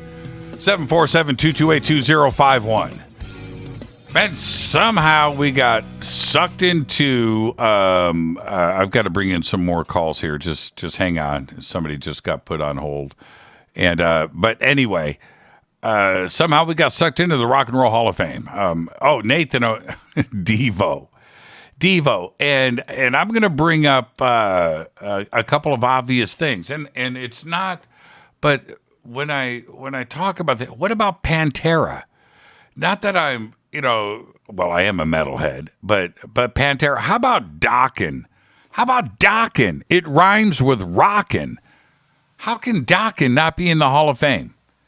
Dokken, right there, Dokken, George Lynch. Don Dokken, how could they not be in the Hall of Fame? That's incredible to me. Absolutely incredible. All right. Yeah, Pantera. Man, I listened to, I think Cemetery Gates. What is that, 1991? 92? Cowboys from Hell? Let's go back to the phones. Hi, you're live on Fade to Black. Hey. You got to turn me down in the background. Jimmy, are you there? Yes. Okay. Turn me down in the background. Okay, that's it. You got to be ready. You got to be ready. Are you ready now? I am ready. Who's this? Jeremy. From Denver. Jeremy from Denver. How you doing tonight? Good. How are you, sir? I'm doing good. Now that you turned me down to the background, I'm much, much better. What's on your mind tonight, Jeremy? Well, I have a video from July 9th of 2020, and it's orbs, and I'm originally from New Mexico, so 4 hours south from where I live here in Denver. Realistically, I live in Elizabeth, Colorado, a little suburb outside of Denver, but yeah, I was laying out there getting ready to go to New Mexico, and at the same time, I've had some experiences since 1998, and I caught these ones on video, and I was just gonna ask Jimmy or the Fadernauts or anyone else what they thought about them. Well, have you posted the video? Is there a No, place? I haven't posted any.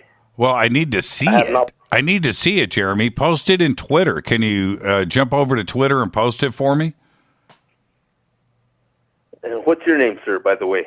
My name's Jimmy.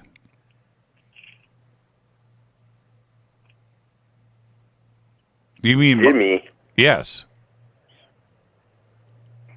Do you know what show you're calling? Yeah, I'm calling Fade to Black. Yeah, well, that's me. Really? Yes, Jeremy, settle down. Relax. You're on the air live right now. Oh, man. You weren't ready. Told you got to be ready. You got to be ready, Jeremy. Now listen, this is what I want you to do. You need to either email me the video so I can see it. If you want the Fadernauts to see it, pop that up in Twitter at #F2B, and we can all see it. The Fadernauts, as you know, they're all bright, they're smart, and they're going to look at this, and they are going to be able to comment and you know. So that's what I would do. Do you have? Okay, so I have it right here ready to go. Let me email it to you. Okay, email it right now. Jimmy at jimmychurchradio.com. I've got my email open. I'm looking at it. Jimmy at jimmychurchradio.com. Now, see, you got me all excited, man. I'm sorry, man. Let's go. Yeah, because I've had this on my ear all night long. Okay, let me see here. Let's do this real quick. Yeah, let's do it fast. We're live on the air. I've got people on hold that are going, man, Jeremy's eating up my time on the phone. Let's go, Jeremy. Oh. Let's go. And I listen to you. And I listen to you every day. Okay. Okay, so. Did you send it? Not yet. Hold on. Okay, Jeremy, we're live on the air. How many orbs are in this video? Okay, so, so what happens is one comes in after the first 25 seconds. Mm-hmm. And after those first 25 seconds, it pops in. It's very present. And then you start to see you start to see trails of orbs that do pop in. And as you get further on, the video is 2 minutes and 2 seconds that I did take. With that being said, what was happening is I was getting ready to go see my mom in New Mexico, which was 4 hours away from here, south from Colorado, Elizabeth, Colorado. We're about 30 to 40 minutes away from Denver. And this has happened since 1998. Like I said, I've seen various things going on. But yeah, so regardless of that, ultimately, it was a lightning storm that night. There was no thunder. There was no rain. There was nothing like that going on. Mm-hmm. It was a lightning storm, and what was happening is I was packing our car at 10:30 p.m. that night, and what was going on is I was getting us ready, checking the oil, getting things ready so I could be able to make sure we were going to be safe on the way home. Right. And then I just decided to lay down on our porch, our front deck of our house. And at the same time, then I just said, you know what, look at that. The lightning storm's going on. And there was no sound, nothing going on. But I never moved the camera. I kept it focused straight there, and I just wanted to actually look at the lightning storm. And then that's when the orbs came in, and then they started moving. And once we get this posted, as you zoom in, you can see that they have live action going on inside the actual orb when you zoom in, and it's moving, and it does its thing. It moves erratically, on its own, its own little speed, up, down, everywhere else, and then it finally leaves the frame and everything else, but I never moved. So I'll send that in right now. Okay. I'll get off the line so you can get another call. Okay. And I'm going to send it, to, tell me the email again, Jimmy Church. It's Jimmy at jimmychurchradio.com. Jimmy at Jimmy Church Radio. All right? Jimmy at jimmychurchradio.com. And I'll be waiting for this to come in, and you can listen to the show, and I'll comment on it, Jeremy, and we'll see what happens. Okay? You have my permission. Post it on Twitter, post it wherever you want to post it, and I'll send it right now, okay? Have a great night, Jeremy. You too, sir. Thank you so much. And, I'm excited about that. It's a pretty good description about what is actually going on. So let's see here. Man, some of these calls, this call here has been on hold for over an hour. Wow. Hi, you're live on Fade to Black. Who's calling? Hey. Hey, JT. How you doing, man? What's going on? What's going on with you? Man. I had some question. Rock and roll. Get it done, man. Yeah, Rock and Roll Hall of Fame, man. I know. Well, you named them all. The Foghat, Thin Lizzy, REO Speedwagon. I mean, I'm always baffled at that one. I mean, yeah, totally. They were even on Ozark, man. I know. But yeah, Thin Lizzy. I think they should get that right there. Gets it in the Hall of Fame. That's right. No, there's no question about it. And Ted Nugent. Forget about what you think about Ted today, good or bad. It doesn't matter. The guy's body of work and what he did from the mid-'70s, he kind of fell off, in the mid-'80s. But he had a string of records. His album, Double Live Gonzo, that right there, the rap that he used to do in front of those songs, man. I know. Oh, man. Ted Nugent. He's got COVID now. He's got COVID. Oh, does he? Yeah. He posted on his podcast yesterday that he's got the Rona. But, I don't know what to make of the, you go and you take a closer look at the Rock and Roll Hall of Fame list, and that's something that just don't make no sense, man. Joy Division. Never has. That's why I just don't put that much weight into the Rock and Roll Hall of Fame because of that list. I mean, there's just too many that aren't in there that there's no way they can't. Joe Walsh, Peter Frampton. Peter Frampton. Peter Frampton. I mean, who used the first? Who's the first one to use the talk box? I don't know if it was one of them or somebody. Joe Walsh. Joe Walsh, Rocky Mountain Way. On Rocky Mountain. Yeah, I thought so. And then Frampton that used it. Yep. Not me. You get in on the talk box alone. That's it. Yeah. That's it. I know. Yeah. I know. All right. So what's on your mind tonight, JT? We just got back from Nashville, Tennessee last night. Came into work last night. Did my thing, and we did the Country Music Hall of Fame and the RCO Studio B tour. Amazing, man. Amazing. Yeah. Nashville, it's crazy. Unless you've been to Nashville, you don't know. That town, when they say it's Music City, it's Music City. And you head down to 2nd Avenue and, the Grand Ole Opry and Broadway. And you walk around down there, and it's every single bar, every single establishment that you go to, you're going to see some of the best music you've ever seen in your life. And it's just the Bluebird Cafe. and it's just some little place that it's just right there. And the musicians in Nashville are the best of the best of the best of the best. If you're if you're gonna go and get in a band in Nashville, you are a guitar player, a drummer, bass player, keyboard player, a backup singer that is bringing their A game. There's no slouch in Nashville. Right. It's not allowed, man. It's not allowed. Nope. Not That's why allowed. my daughter went down there in November, and she hung out on the corner and played, and stuff like that. But we hit the Luke Bryant place this week and this time, and great guy in there, Cody McKenzie, was in there playing, and his lead guitar player. And time before we went to Kid Rock's place, and hung out there. And good little band there. They all sound great.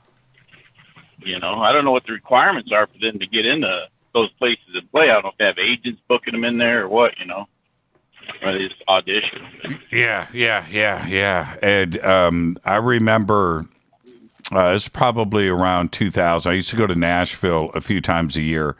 And I'm there, and we're in this little bar next to the hotel.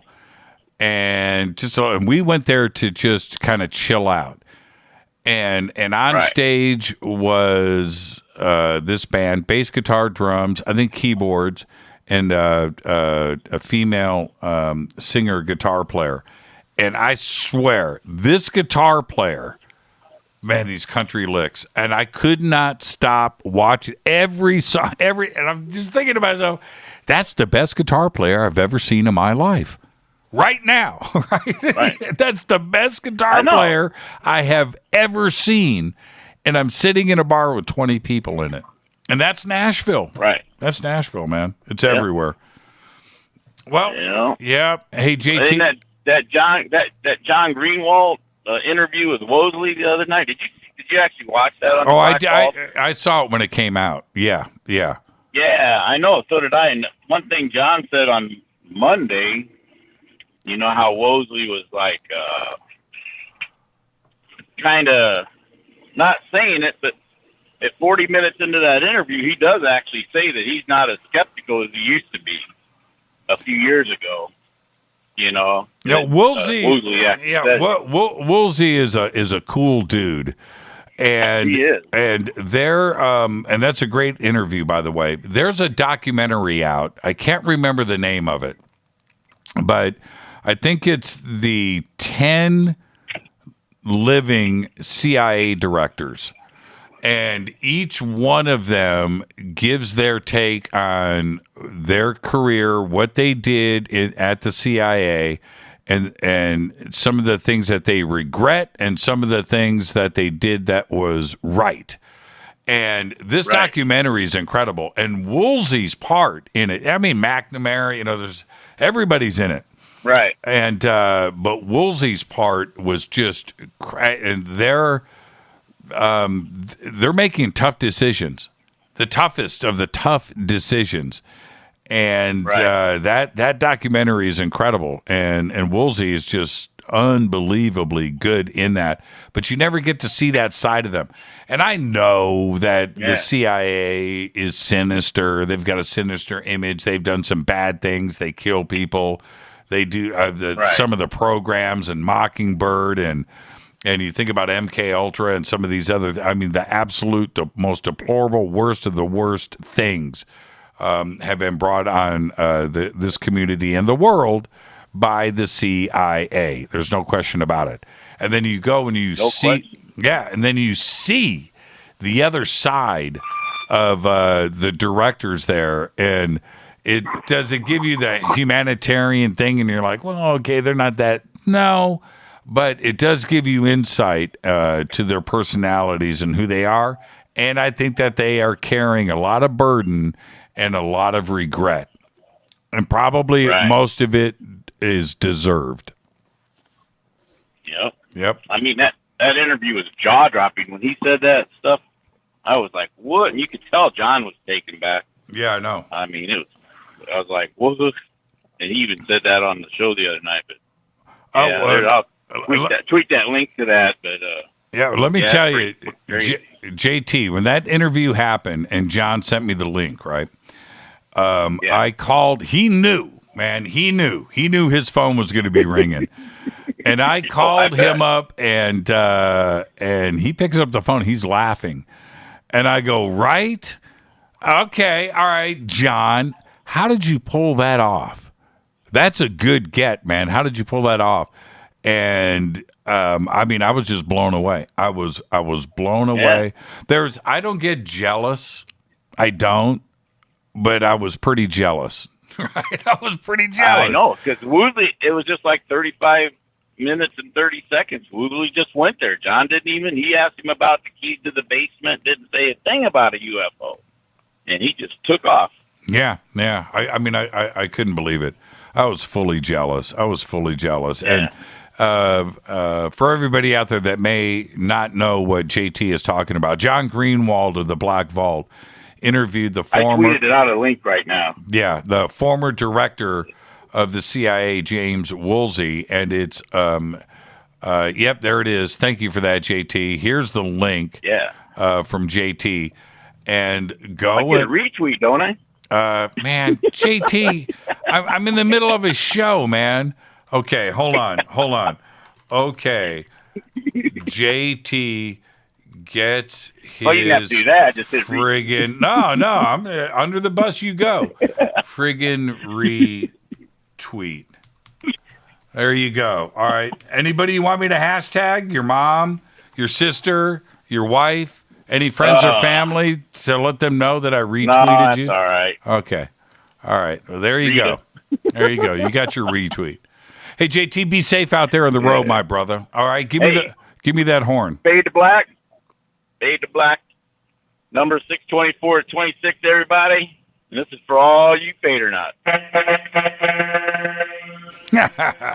JT, you're the best, man. I miss you. I'll talk to you soon. Love you guys. All right, bye. Right back at you. And there is nothing better for me than the logistics community, the trucking community that keeps this country running.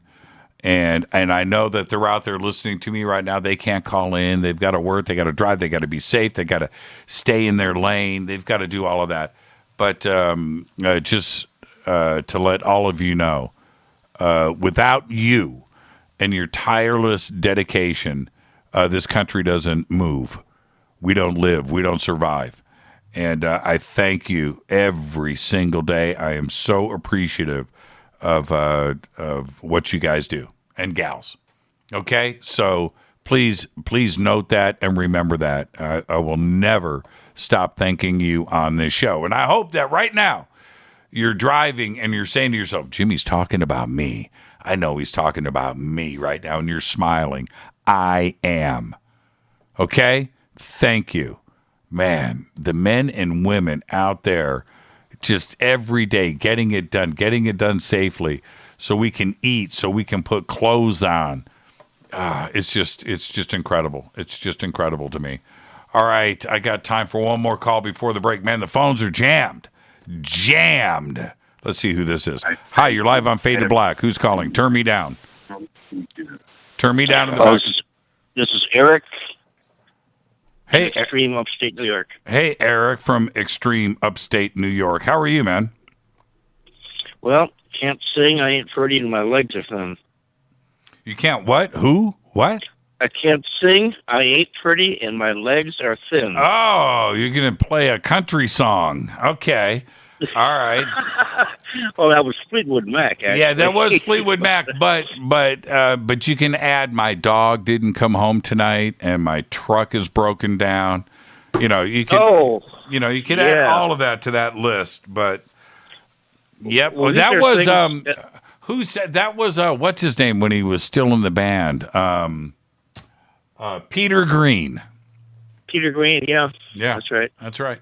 See, I'm a musical pillar of knowledge. Well, I know that. All right, Eric, what's on your mind? Well, things that make me nervous, and you rattled my cage with your anthropological discussion earlier. Okay. one of the terms makes me nervous. These are things that make me nervous. The term Homo erectus makes me nervous. Okay. The fact that a month ago, yesterday there's a big northeastern snowfall and everything, but a month ago it rained and there was a rainbow. So, and I saw the end of the rainbow was on my property. So I walk over there, and sure enough, there seemed to be a leprechaun smoking a little clay pipe, and it looks like he was hiding something. So I get closer. There's the end of the rainbow. There's a leprechaun acting a little nervous. So I said, "Hey, where's my pot of gold?" I asked him. And he said, "The other end, you idiot." And upon retrospect, I think I was duped. Yeah. But at least you got to the end of the rainbow. Yeah. Most people don't what get was that. he doing there? Yeah, most people don't get that close. Most people don't get that close. So I have to ask myself, why was he there? Well, there was something special in his pipe, Eric. Oh, come on now, man! You know what was going on. Hey, if you're gonna go have a little, little puff, go find the end of the rainbow, kick back, maybe a little tree stump, get your little toki on. That's what he was doing. Well, he was trespassing, but that's neither here nor there. I was going to overlook that fact when I had visions of a pot of gold, but I think he was smoking some kind of gold. Yeah, that's right. You're showing your age. You're showing your age just even saying that. That's too funny. That is too funny. Oh, well, I heard about that. So yeah, okay, yeah, right. So I'm beyond your age, but not by much. Not by much. Eric, have a great night. Behave, be well, enjoy your weekend, and we'll see you right here on Monday. Sure will. Thank you so much, Bye-bye. Eric. And I have never been able to get to the end of a rainbow. Having a rainbow pop up and end on your property, that's pretty cool. I hope he wasn't. You don't think he was just messing with me, do you? Is it possible? I mean, I've seen it pretty close. Can you get to the end of a rainbow? I need to think about that one for a second. This is Fade to Black. I am your host, Jimmy Church. Thursday night, Fadernight, open lines all night long. That's right. 747-228-2051. I'll be right back after this short break. Stay with us.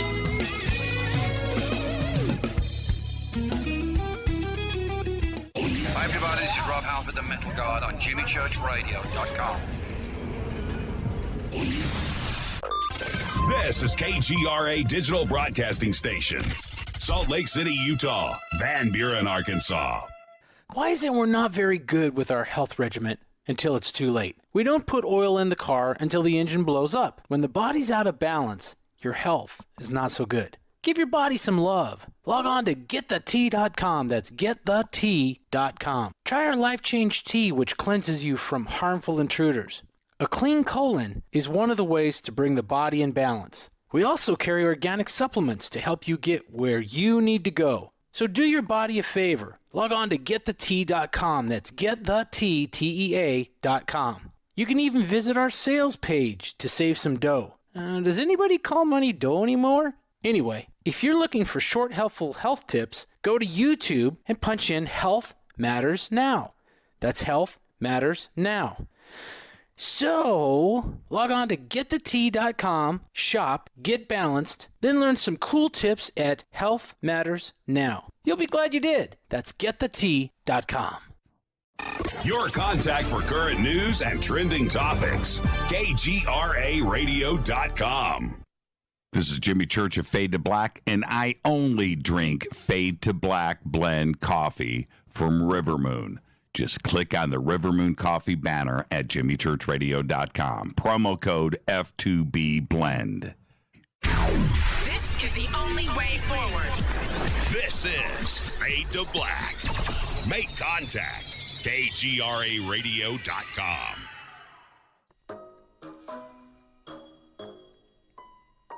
When you're in the house for longer periods of time, you can see them flying or running across the floor. Ooh, yuck. They're unhealthy, gross, and disgusting. Bugs. I loathe bugs. We keep a clean home, but occasionally bugs show up. Well, I found something that is tougher than bugs. Orange Guard. On contact, it kills hidden bugs, including ants, roaches, and fleas. Plus, Orange Guard is a residual repellent. All of the ingredients of Orange Guard are on the FDA generally recognized as safe list. Orange Guard may be used around food, humans, and pets. It comes with a 30-day money-back guarantee. Orange Guard, available at orangeguard.com, Whole Foods, and Ace Hardware. Gold loves chaos, uncertainty, and disarray. History shows us what gold does when people aren't sure about the government, the stock market, their jobs, or their retirement savings. Our national debt is skyrocketing. Gold and other precious metals are a defense measure against inflation and a stock market that might take years to recover. So what can you do right now to protect yourself? Call United Gold Group. We offer gold and other precious metals delivered securely within 72 hours. Are you worried about the stock market? We can also help you set up a real gold or silver IRA or a 401k. Safe and secure. United Gold Group makes gold ownership affordable. Call now and get up to $2,500 in free gold or silver with a qualified IRA. Call 800-753-8534. That's 800-753-8534 or visit unitedgoldgroup.com.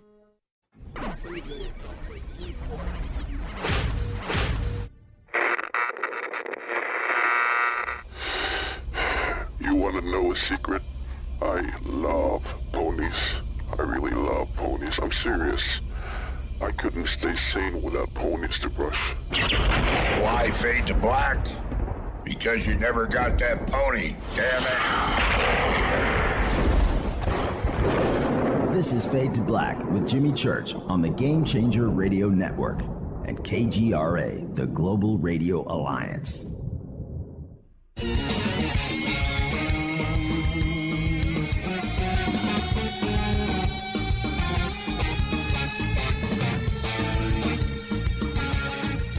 Welcome back, Fade to Black. I'm your host, Jimmy Church. Thursday night Fadernights. Open lines all night long. Now, so we've been talking about the Rock and Roll Hall of Fame tonight. I'll get to the calls in just a second. So I wrote down, and Donna, that's pretty trippy. I'm just going to show you right now. I wrote this down during the break. Queensryche. How can Queensryche not be in the Hall of Fame? Right? And then Whitesnake. Come on, man. Whitesnake better be in the Rock and Roll Hall of Fame. I didn't see them on the list. But did Whitesnake make it into the Rock and Roll Hall? Hold on for a second. Let's see. Not in the Rock and Roll Hall of Fame.com. You know what? I'll leave it up to you guys. I got a show to do. But Queensryche, Jeff Tate, Scott Rockenfeld. How can... right? The Warning.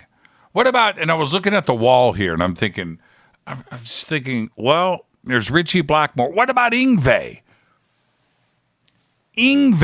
Shouldn't Yngwie be in the Rock and Roll Hall of Fame? Stevie Ray Vaughan better be in the Rock and Roll Hall of Fame. But I'm just looking at the guitars going across, right? Just thinking about what is happening here. It's crazy to me. Crazy. It's an outrage. Let's go back to the phones. Hi, you're live on Fade to Black. Who's calling? You're live. You are... Hi, Jimmy. This is Kevin. Kevin, you almost got hung up on. You got to be ready. You know the rules.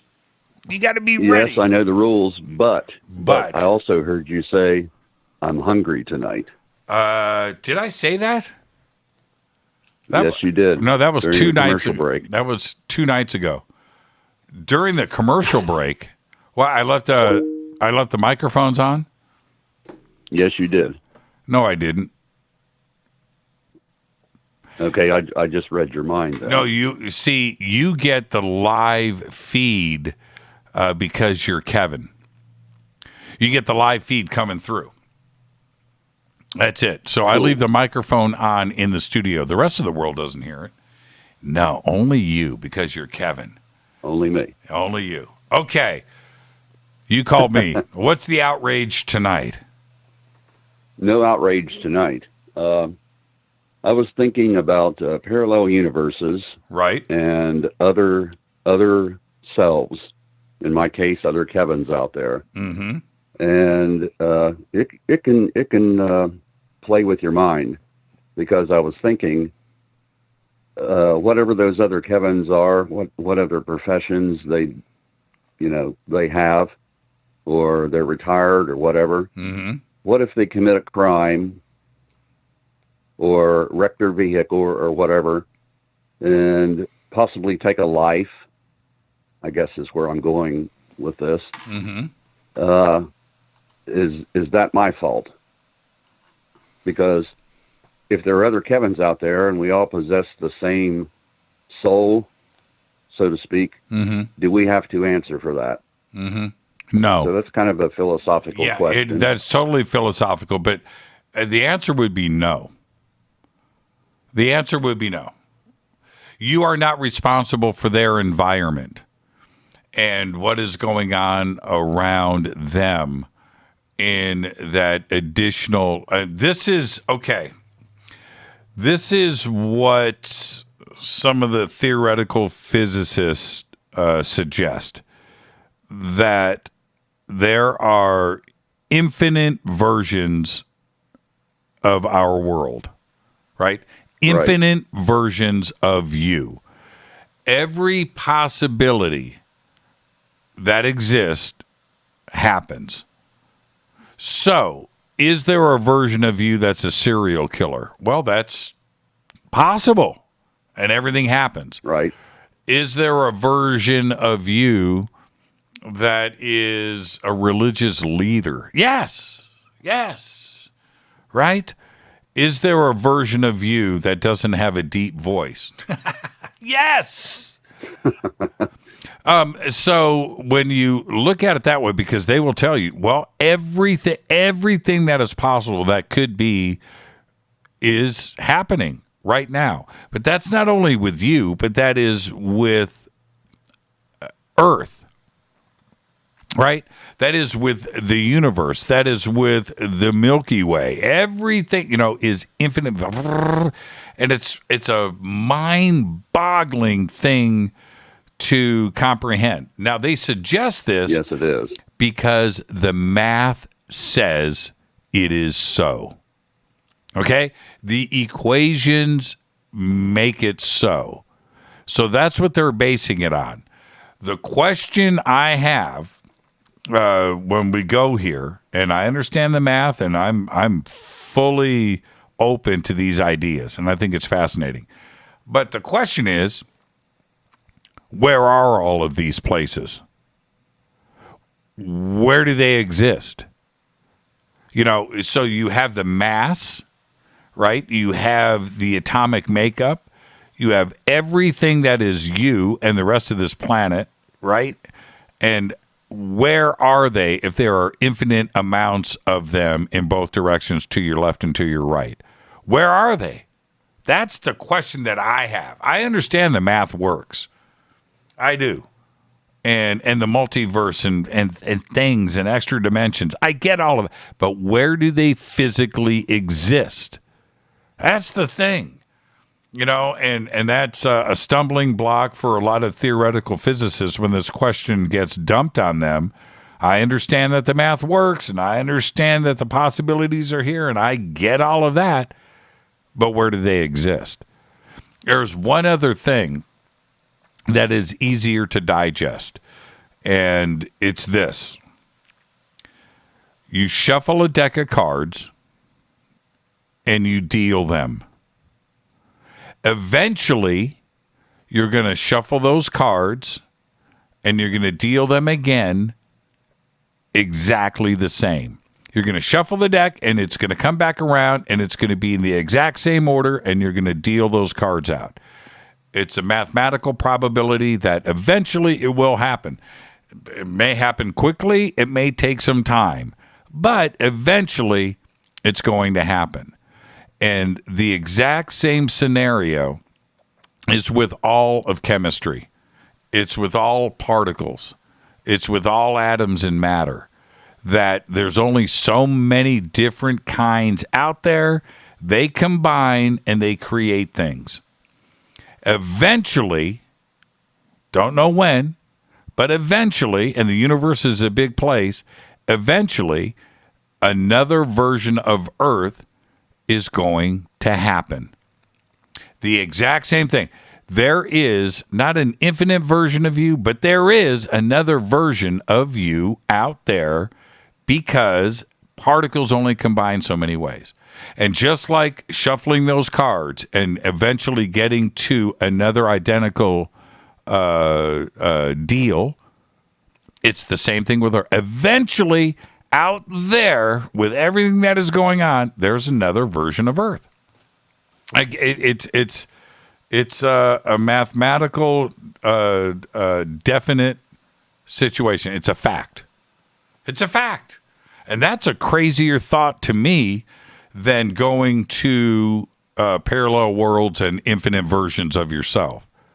The fact is, Kevin, there is somebody else out there that is on the air calling into a talk show talking about this right now. Right? That's mind-blowing. It has to be that way. It has to be. The universe is a big place, and getting bigger. The creation of stars and galaxies and planets, that's ongoing. They're being created all the time. All the time. And we see, yes, it's going on right now. You know, the magic of the Big Bang and everything, and the creation and particles coming together and dust swirling and gravity taking over and bringing in hydrogen and building a star, and the gravity and the dust and the things, and a ring of dust around a star. And the next thing you know, planets are that's happening right now. Now, the odds of everything coming together, just like they did in our solar system, are not that big. The odds are not that big. It's not. There's too much going on out there. And that is fascinating to me. That is absolutely fascinating. Leonard Susskind, who is one of the most brilliant minds on planet Earth. I put Leonard up there with Einstein. I really, really do. He's got a creative mind. He's brilliant, and he can work the math. And if things, when it comes to him going up against Stephen Hawking and black holes, to be able to do that and hold your own, that's Leonard Susskind. Okay, and he said, he said this many times, but in this one presentation, and I've listened to it over and over again. He says, anything can happen. And it will. Anything can happen, and it will. May not be now, may not be tomorrow, but eventually, the craziest thing that you can think of will happen. And you have to. And he gives a few different examples, and one of them is this. He says, you're in your kitchen. This is Leonard Susskind. I'm paraphrasing a little bit here, but basically he says this. He says, you're in your kitchen, and you're stirring a bowl of oatmeal, and you knock the oatmeal off the counter, and you watch it shatter on the floor. The bowl breaks. And then the bowl comes back together, and the pieces rejoin. The oatmeal goes back into the bowl, floats up, and goes back into your hand.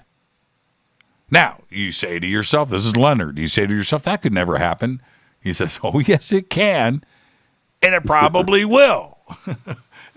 It's rare, and it may not happen for a very long time, but it will happen. And that's mind-blowing. You know, it's just mind-blowing when you look at it like that and just think about it. You know, and I just go with that. And I just know that anything is possible and it's going to happen. Anything you can think of. Yeah, anything. It's a big universe, and it's getting bigger as I just spoke. Oh, man, let's see. Dig this, Jimmy. This is from Eric Stitt. Dig this, Jimmy. The last working theory of cosmology is the Big Bang has occurred inside a black hole. Yes, I know. I've been listening to a lot of this lately. After the show, I listen to so much stuff every night. But yes, Eric, that's crazy. I'm not so sure. And the more that I listen, I'm not so sure that physicists now are even convinced that the Big Bang went down like it did. And there's another part to this too, that the moment that they want all of us to consider, that at that exact moment, something crazy happened, matter came in and went infinitely small, there was a reaction, and then boom, it just took off in the opposite direction, and time was created, and it started there. Now, and it's more complex than what I'm suggesting here. But that moment that they're talking about, who's to say that this doesn't happen all the time? Right? Constantly. The whole idea of a multiverse. I'm talking about inside of our own universe. Inside of inside of our own universe. It's being created as we speak. Yes. Yep. I really think that. You know, and the basic idea of and Einstein's math and reversing the direction of the universe and getting back to time zero and how they've calculated 13.8 billion years, which that number has changed a lot, but right now it's at 13.8 billion years. That is, all of that is based on, I'm going to say it, dogma. It's just theories. It's ideas that have been repeated over and over and over again to the point where it's just accepted. But the more that we learn and move forward, we're starting to find out, you know, it may not be that way, including the king of all of it. Right. The Big Bang. That's the thing with science. Yeah, that's the thing with science. If you come up against a wall and all the previous belief in basically whatever you're talking about turns out to be false, you can't take it personally. You just have to go down a different path. Well, physicists, science in general, you have to have very, very thick skin, because no matter what you are presenting now, and no matter what the experiments are, and no matter what you're proving in the lab or whatever, you are disproving somebody else's work, and you're correcting the past. And I said this with, I think it was with Avi Loeb last month on the show. Science is nothing but a series of corrections. That's all it is. It's just a series of corrections.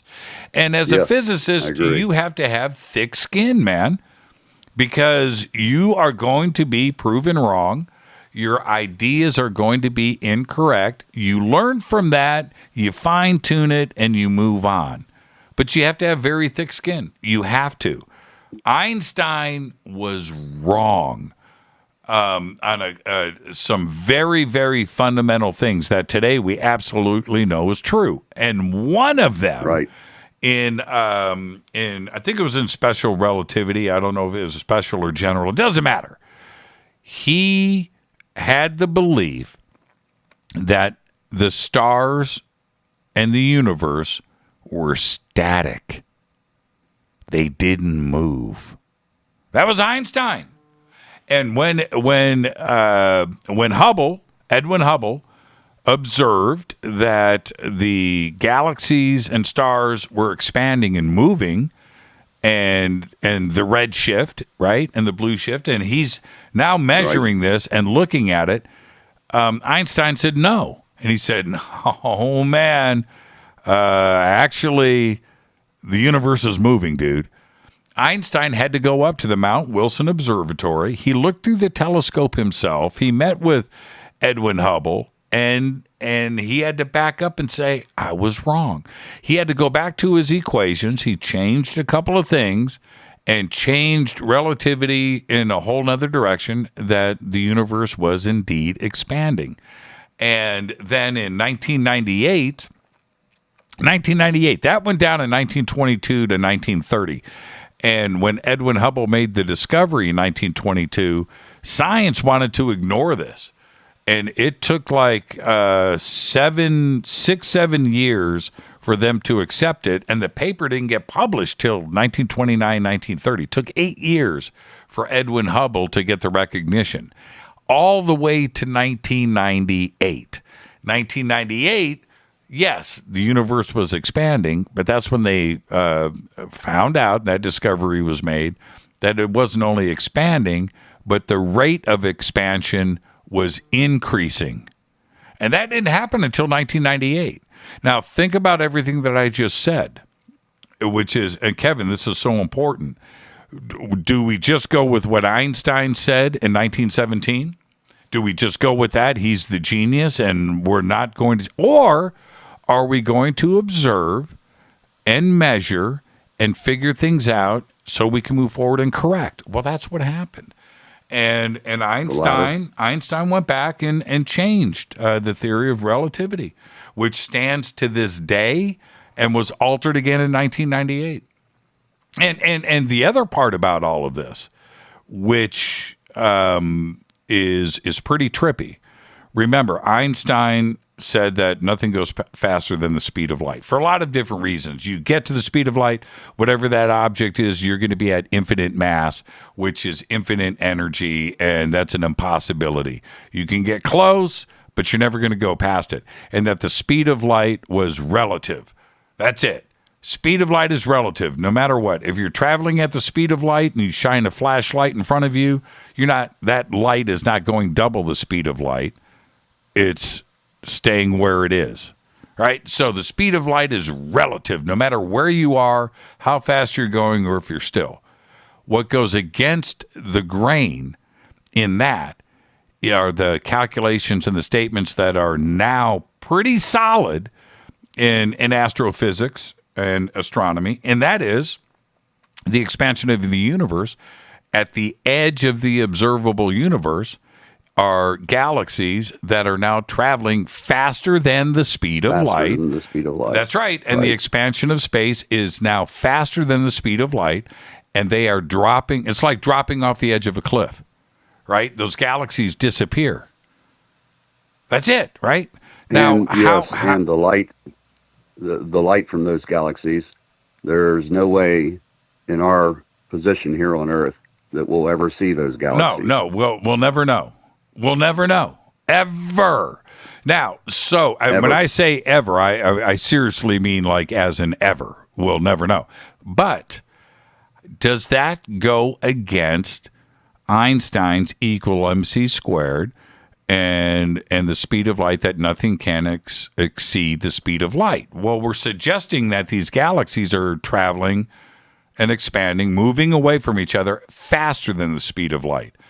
But if you go to that position in space, in the universe, where these galaxies are traveling faster than the speed of light in the expansion, it's relative to their position. It's space that is expanding and moving, not the galaxies. Right. They are moving away from us and away from everything else, by the way. All right? They're moving away from each other in every direction. But if you're out there, you're traveling with them. So it's not moving past you at the speed of light. You're going to be sitting there statically in space with them and moving along, right? Do you follow what I'm saying? The further you get away, then you are not in that part of space that is expanding. You're in a slower part of space. All right? You follow what I'm saying? So it doesn't go directly in the face of Einstein's equations. So it's a bizarre concept. I studied this. You know I was talking to somebody earlier today about this subject, which is just because I've read the books and because I listen to the lectures and I study these guys and I watch all the documentaries that I can, doesn't make me a physicist, right? I don't know anything about the math. I can't write an equation. I don't know what an algorithm, I don't know what the symbols mean. I don't, even though I've tried to take a stab at it. But I've listened to it enough that I understand their explanations of what is going on. And I've listened to it. I've gone back. I've listened to Feynman's lectures that he gave in the 50s and 60s. I've listened to not hundreds, but certainly dozens of his lectures and others, and there's other cats out there like David Deutsch. He's pretty amazing. Max Tegmark, he's pretty amazing. Pretty amazing. And Max's take on the multiverse, pretty amazing stuff. And that includes, Brian Greene and Carroll and, Sean Carroll and Michio Kaku. His latest book, I'm now in my fourth read through in a couple of weeks on that. It's pretty amazing. But I think all of them are changing their minds. And they are not talking the same way that they were talking 5 years ago. They're not talking the same way they were 10 years ago. I think that this entire Big Bang and the start of everything and how I think that's starting to change. I really do. And I never would have thought in my wildest dreams that that's where we are. But the Big Bang Theory is based on dogma. And this is the thing about Big Bang, and man, I've just rambled too much, Kevin. Thank you for forcing me to do this, is that even Einstein's equations, they go back to a certain point, and it's getting close to, you're talking about millionths of a second, right, after the Big Bang. But they only go back so far, and then they don't make sense. So they can back things up and they can run the numbers, but it doesn't get to zero, and it certainly doesn't suggest what was going on before the Big Bang. And the problem that I've always had with this, I've got 30 seconds, is that my mind doesn't accept that there was nothing before the Big Bang.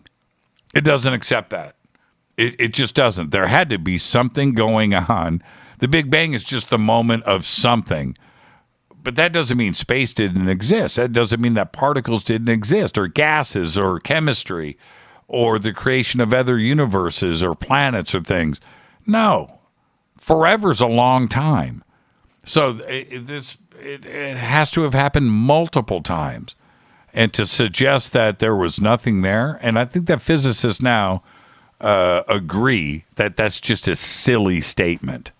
It's silly. It's silly. There's just no way that you can say that. But that is part of the dogma that everything has been based on for so many years, and things are changing. Kevin, thank you, man, for making my brain go. You're welcome, Jimmy. You're the best, man. Give it to me. Everybody be safe, be well, and now it's time for me to fade to black. That's what I'm talking about. Kevin, enjoy your weekend, man. We'll see you on Monday. See you on Monday, Jimmy. Thank you. Thank you, Kevin. Kevin Korber, the absolute best right there. I got to take a break. This is Fade to Black. I'm your host, Jimmy Church. Thursday night, Fadernight. Open lines all night long. Man, some of these calls tonight on hold, hour and a half. But I'll get you guys in. All right? I'm doing my best. This is Fade to Black. What's my phone number? 747-228-2051. I'll be right back after this short break. Stay with us.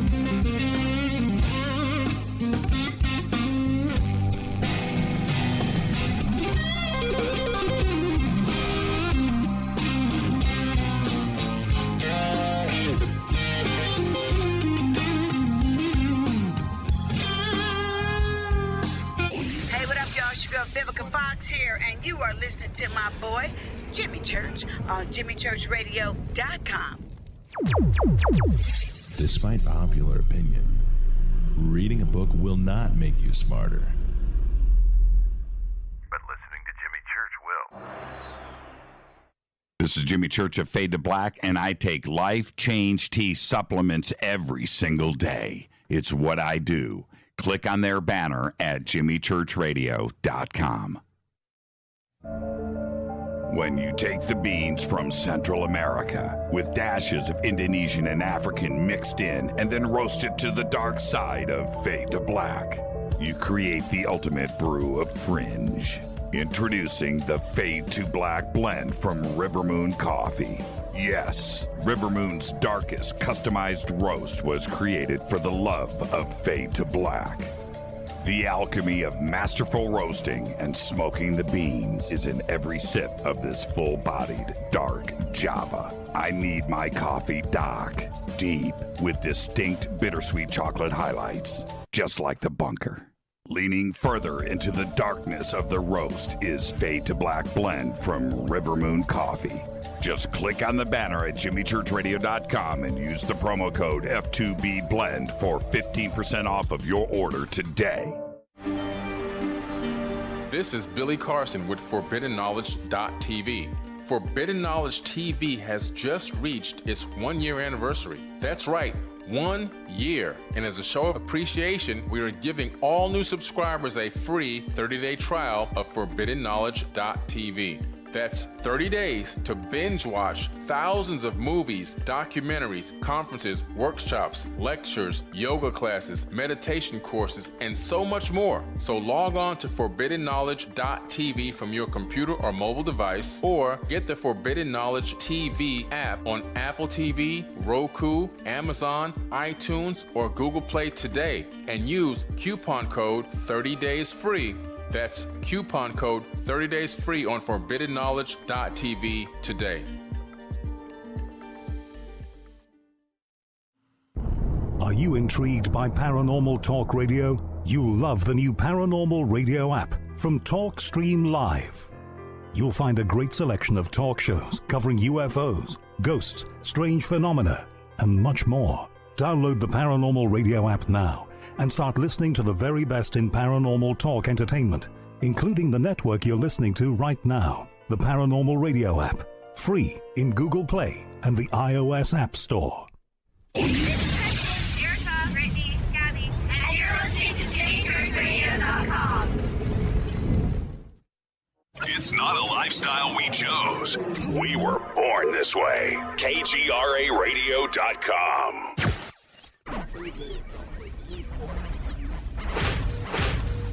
This is KJCR at JimmyChurchRadio.com.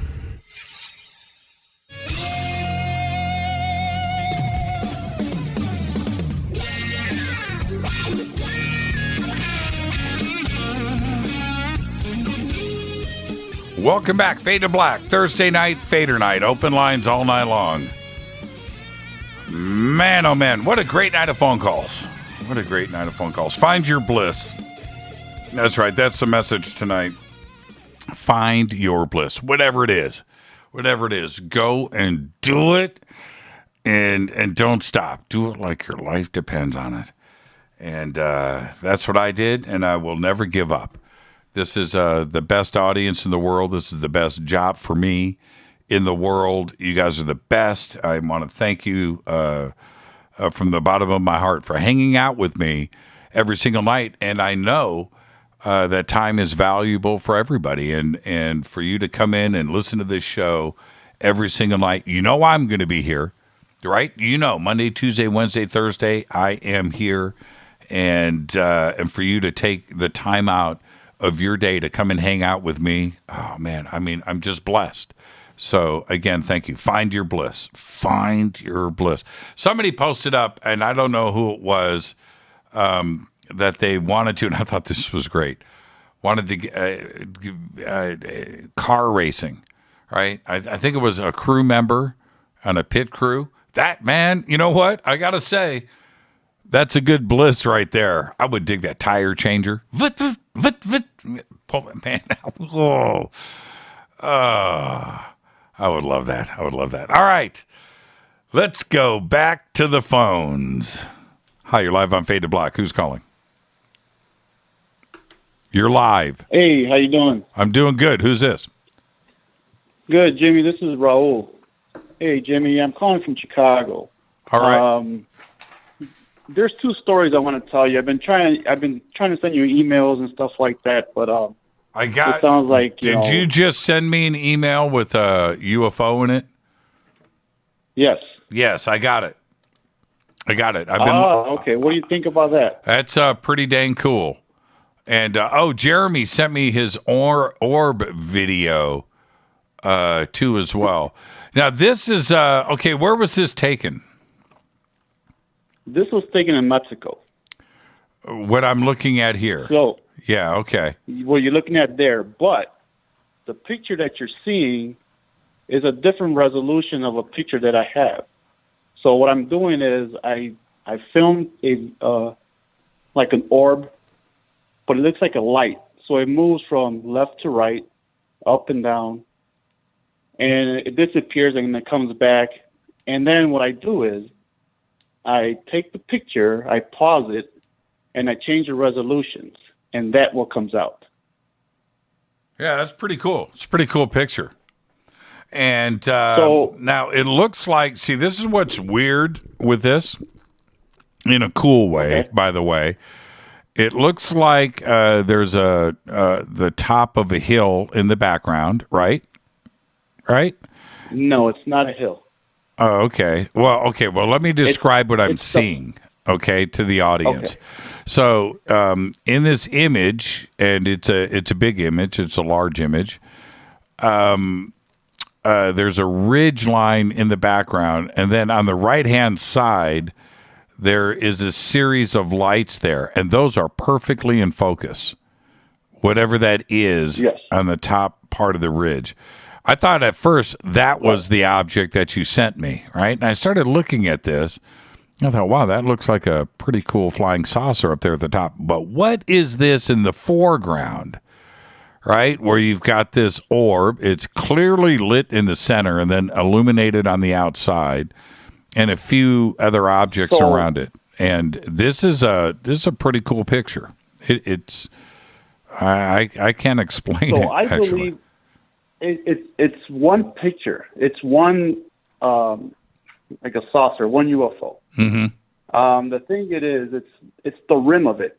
So that the bottom where you see that light in the middle, that's underneath. That's what I'm seeing flashing at me. Yeah, okay. I can see that. So you're saying that the top of it's the rim.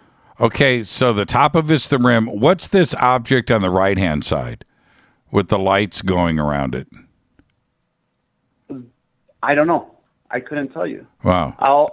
What I only see. Well, I'm gonna send you the video so you can see yourself. Okay. Yeah, I would love to see it. I would love to see it. This is a cool picture, man. I'm not sure what I'm looking at, but it's mysterious. It's a good image. It's solid. Yes, and Jimmy, if I were to take you to this place, I mean, this would be better than any History Channel show that you've gone to. I think even Scott Walter will love to go to this place. Now, I am going to, Raul, hold on for a second. Let me throw this into my software. And I just pulled this up. I just want to see this corner image here. I want to blow this up and take another look. Yeah, it's pretty trippy, man. Blow up the corner. Yeah. Blow up the corner. I am. I can't explain it myself. I mean, what I saw is a light. When I change the resolution from that light, that's what comes out. But that's not the only thing that comes out. There's other things there. So when it's flashing on one end, it's flashing through the whole video. And I'm flashing different things. It looks like it's going through dimensions. Like if it's a video game type thing. Yeah. It looks like it goes up and down. And there's other pictures that I have of the same one that you will love to see. Yeah, this thing in the upper right-hand corner, That's bizarre. Yeah, send me the video. I mean, it looks like the side of a flying saucer. You can see the ridges going underneath it. It's got a ring of lights. The whole craft is a crazy color of bronze. I don't know of another way to describe it than that. But it looks like the side of a saucer, but you can see these ridges going underneath. That's pretty cool, man. Yeah, I don't know what you got here, bro. I don't know. That's strong. Yeah, I know. I mean, it is. I show it to people, and they just think it's amazing. But you're like one of the first persons I show this to, like Jimmy Church, man. Like somebody in the radio. Right. Oh man, this is good though. And so you've got the whole video. Yeah, send it to me. I have the whole video. Yeah, yes, send it to me, Raul. This will Raul. be. I will send it. I will send it tomorrow because I have it on my other phone. Sure. And I have to switch it over and send it to you. So yeah, that's cool. During the day tomorrow at work, I'll send it to you during the day about 1 or so. You'll see it. Yeah, I look forward to it. And if you want to talk about it, call me back, man. I'd love to talk to you about it. I'll talk to you, man. Thank you, Raul. This is a great image, man. You got me excited. One other thing I do have. Okay, but one other thing I do have to tell you is the way I call them. You can actually call them and they'll respond just by using a light. You're not the first. You're not the first, Raul. So, I'm just letting you know. I'm telling you. I know Jimmy, it works. If you want to go, I'm telling you, if you want to go to Mexico with me one day and I'll take you out there, you'll be amazed. I mean, I'm telling you, when you come back to the States, I guarantee you'll call Scott Walter and say, take your ass down there and check this place out. Raul, enjoy your weekend, and I'll keep my eyes peeled for the video tomorrow. Right, and I'll show you, and I'll send you a couple more shots that I took, and let me know what you think about those. Yeah, it's pretty cool, man. It's pretty cool. You got my attention. Seriously, you All do. right, Jimmy. Good stuff, man. All right, I'll send you some more, man. Thank you so much, Raul. Be safe. All right, see you. Have a great night.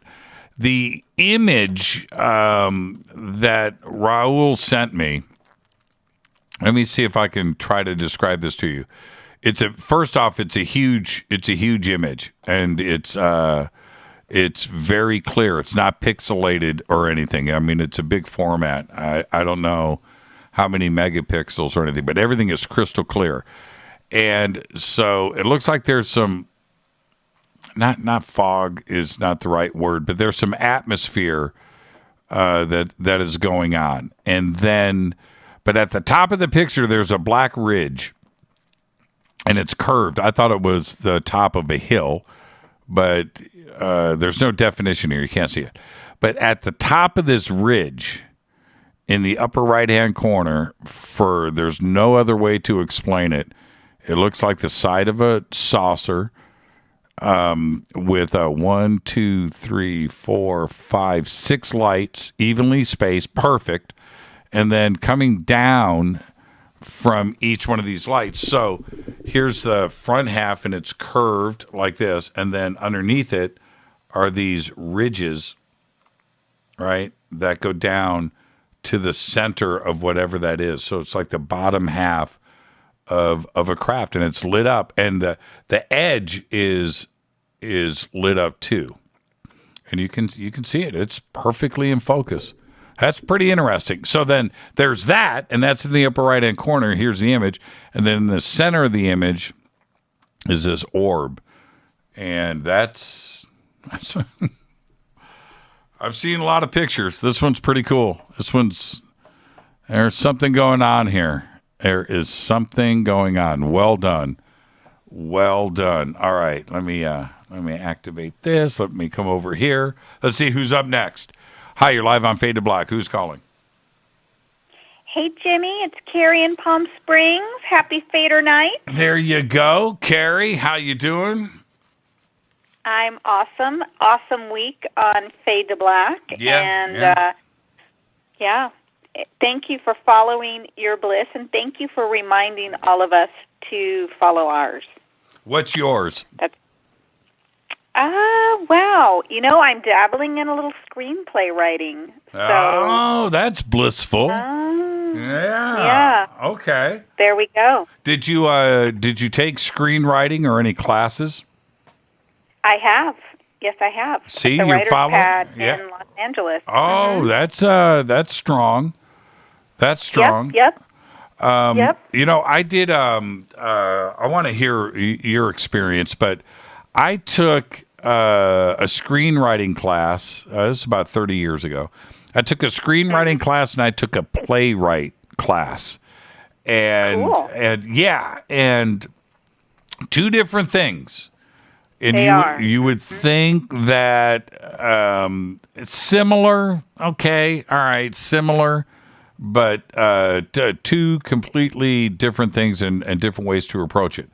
I enjoyed both, but the screenwriting class I learned so much from, and it was just amazing to go through. So you took a screenwriting class, and that's your bliss is to be a screenwriter? Yes. I would like to transition into being a screenplay writer, indeed. Feature films, comedies? Feature film. I've written one feature film and one short. And I'm working on a second and a third, and I've got all these other ideas. But it's, like you said, you know, I've got to make it more of a priority. I've kind of let it, you know, over this past year I've been distracted, but I need to get back to it. So your first screenplay, your first feature that you wrote, Yes. Did you present it? Did you shop it? I haven't yet. I'm still actually trying to kind of polish and fine-tune and smooth the edges. Sure. But yeah, I would like to. Mm-hmm. Well, who has read it? My teacher, my coach, and a couple other people. I've only let a few people read it. And what's the feedback been? Awesome, original thought. It's a winner. Let's go for it. I don't think you're being truthful. What is the real feedback? Talk to me. Yeah, no, they really like it, that it's very original. Okay. So, Do you think that you could do better? I'm so sick of this particular screenplay. I just want to get it done, and I want to write something completely different. That's a great answer. That's a great answer right there. I'm so sick of that. I just want to, but there's still some straggling ends. I need to finish and clean up this scene, and this doesn't connect to that, and there's a little technical stuff. And it's the hardest part is the last section. And I have these other two big ideas for other two completely different storylines and different genres that I just am dying to get to, but I can't jump into them until I finish the other. Right. So I'm kind of in this quagmire. Right. That's the toughest thing to do. Is it's getting lazy.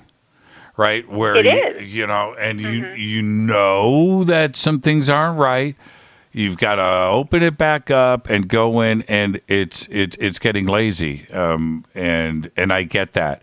But yes. Unless you go back and do it, you're always going to be wondering. You know, it's always going to be there. Man, I should just go and fix that. Just go and do it one day. Like I said, like your life depends on it.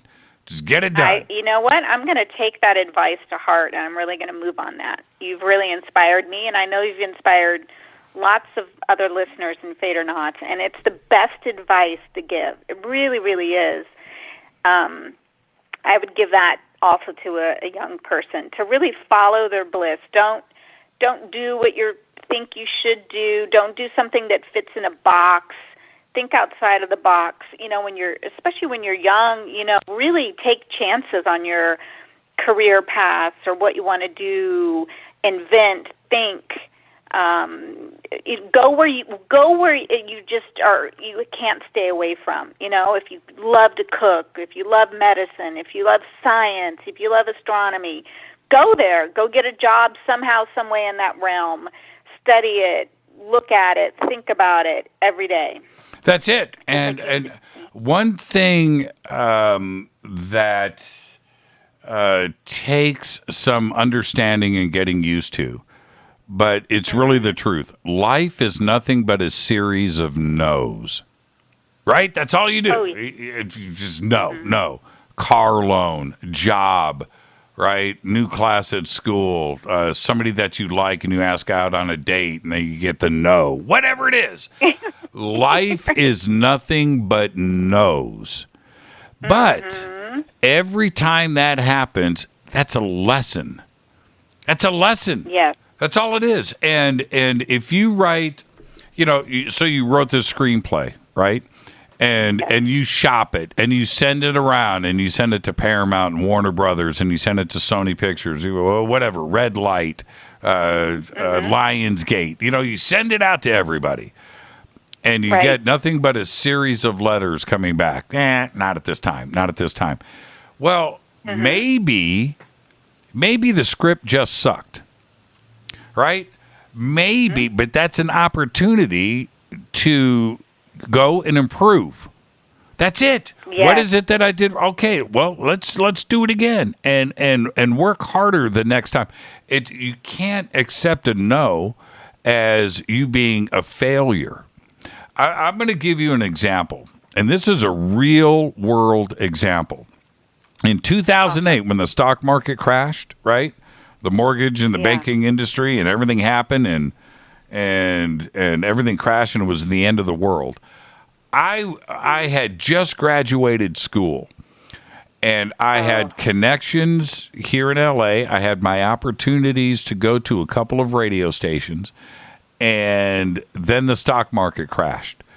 And I'm getting this crazy feedback from everybody out there saying things like, hey, we just laid off half of the radio station. I was a producer here. Now I'm emptying the garbage and I'm still producing. And now I've got to do this and do that.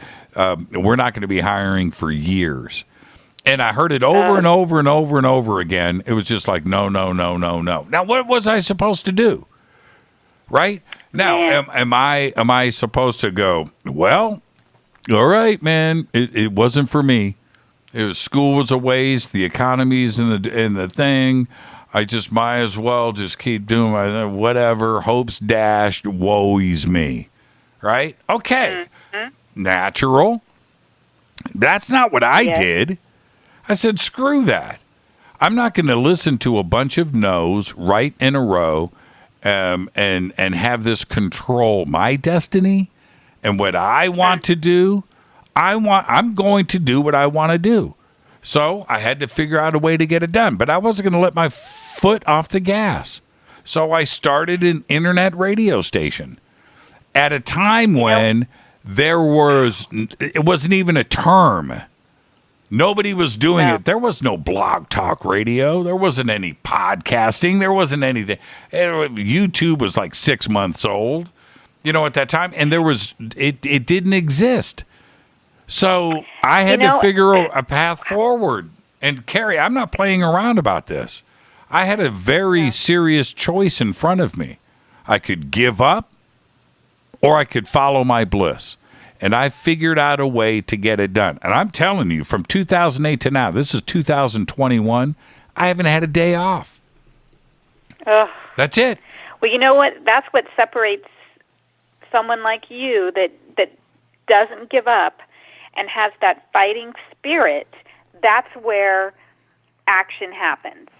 It's putting faith, you put your faith in action, and you don't give up under dire circumstances.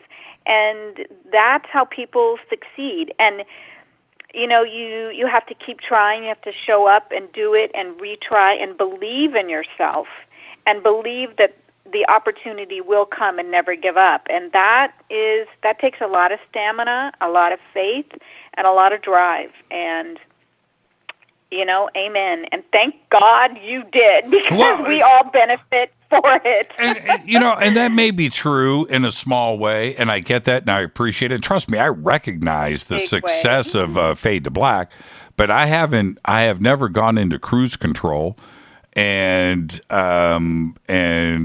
you know, God giveth, God taketh away. I totally get all of that. But let me tell you, and the one thing that people listening to this need to understand, nobody is going to do it for you. Nobody. And most of the world, not all of it, but most of the world, they don't want you to succeed. You're taken away from, right? There's only so much succeeding that is allowed to happen, right? And so if somebody else is succeeding, that means I am not, right? And if this is happening, then and there's a lot of jealousy and everything else, and that's it. They don't want to see, you know, and that's something that you have to fight.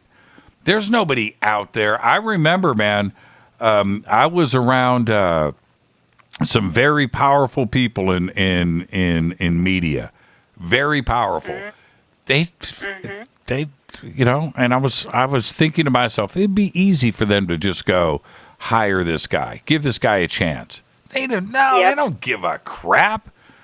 They don't give a crap, man. Hey, man, I just graduated broadcasting, you know, and I want to be the man on the street in Los Angeles. So what? What do you want me to do?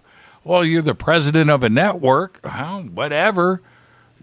You know, it's like nobody wants to, you know, and that's it. Nobody's going to do anything for you. It doesn't happen. It doesn't work that way. It doesn't.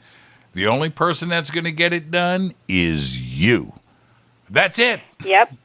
That's it. And your craft has to be so good, so noticeable, so unique, so stand out in the crowd that they can't turn away from it. Well, see, but Carrie, that's the easiest part. You want me to tell you why? Everybody is different as an individual. That's the difference. Yeah. You want to say you're already standing out and apart from everybody else. Because there's no, unless you got a twin brother or sister that's out there imitating you. But other than that, we're all individuals. And so always apply yourself from within yourself. Who is it that makes you you? That's what people are interested in. You know, if you want to be an Elvis impersonator, well, it's only going to take you so far. There's only one Elvis. There's only one of everybody. Just be yourself. Be yourself in your screenwriting. Be yourself. Whatever it is, don't fake it. Be yourself and keep your foot on the gas. That's it. And the world will come to you. It has to be. Best advice. Best advice. Man, good advice. Hey, Carrie, I got to get out of here. Enjoy yourself. Okay. Enjoy your weekend. And we'll see you right here on Monday. Thanks for everything, Jimmy. Thank you, and to the Fader family. It's time to fade to black. Now go write that script. I'll talk to you. All right. Bye. Have a great weekend. And that's a great way to end the show right there. Carrie in Palm Springs, thank you so much. Wow. Everybody was on hold for the entire show. I had a flood of calls. I didn't count everything in. Didn't count them up. But they all came in and sat there for the entire night, and I've still got a bunch of calls on hold, and that's the way it goes at the end of every Fader night. But I want to thank everybody that called in tonight. Great conversations. Now go and find your bliss. That's all you got to do. Go and find your bliss. It's easy. It's easy. That 52 hours a week, breaking yourself, just do it. Do it. Do it. Do it. It'll be the best time of your life. Fade to Black's executive producers Rita Camurian. Shows produced by Hilton J. Palm, Renee, Dennis, and Kevin. Announcers are Steve Harder, Gene Vito, and Mark D. Kovar. Webmaster is Drew the Geek. Music, Doug Aldrich. Intro, Spaceboy. SpaceboyMusic.com. Fade to Black is produced by KJCR for the Game Changer Network, and syndication is KGRA, The Planet. This broadcast owned and copyrighted 2021 by Fade to Black and the Game Changer Network, Inc. It cannot be rebroadcast, downloaded, copied, or used anywhere in the known universe without written permission from Fade to Black of the Game Changer Network. I'm your host, Jimmy Church. I want everybody to have a great, safe, fun, amazing weekend. Monday, Micah Hanks. Until then, be safe. Fade to Black.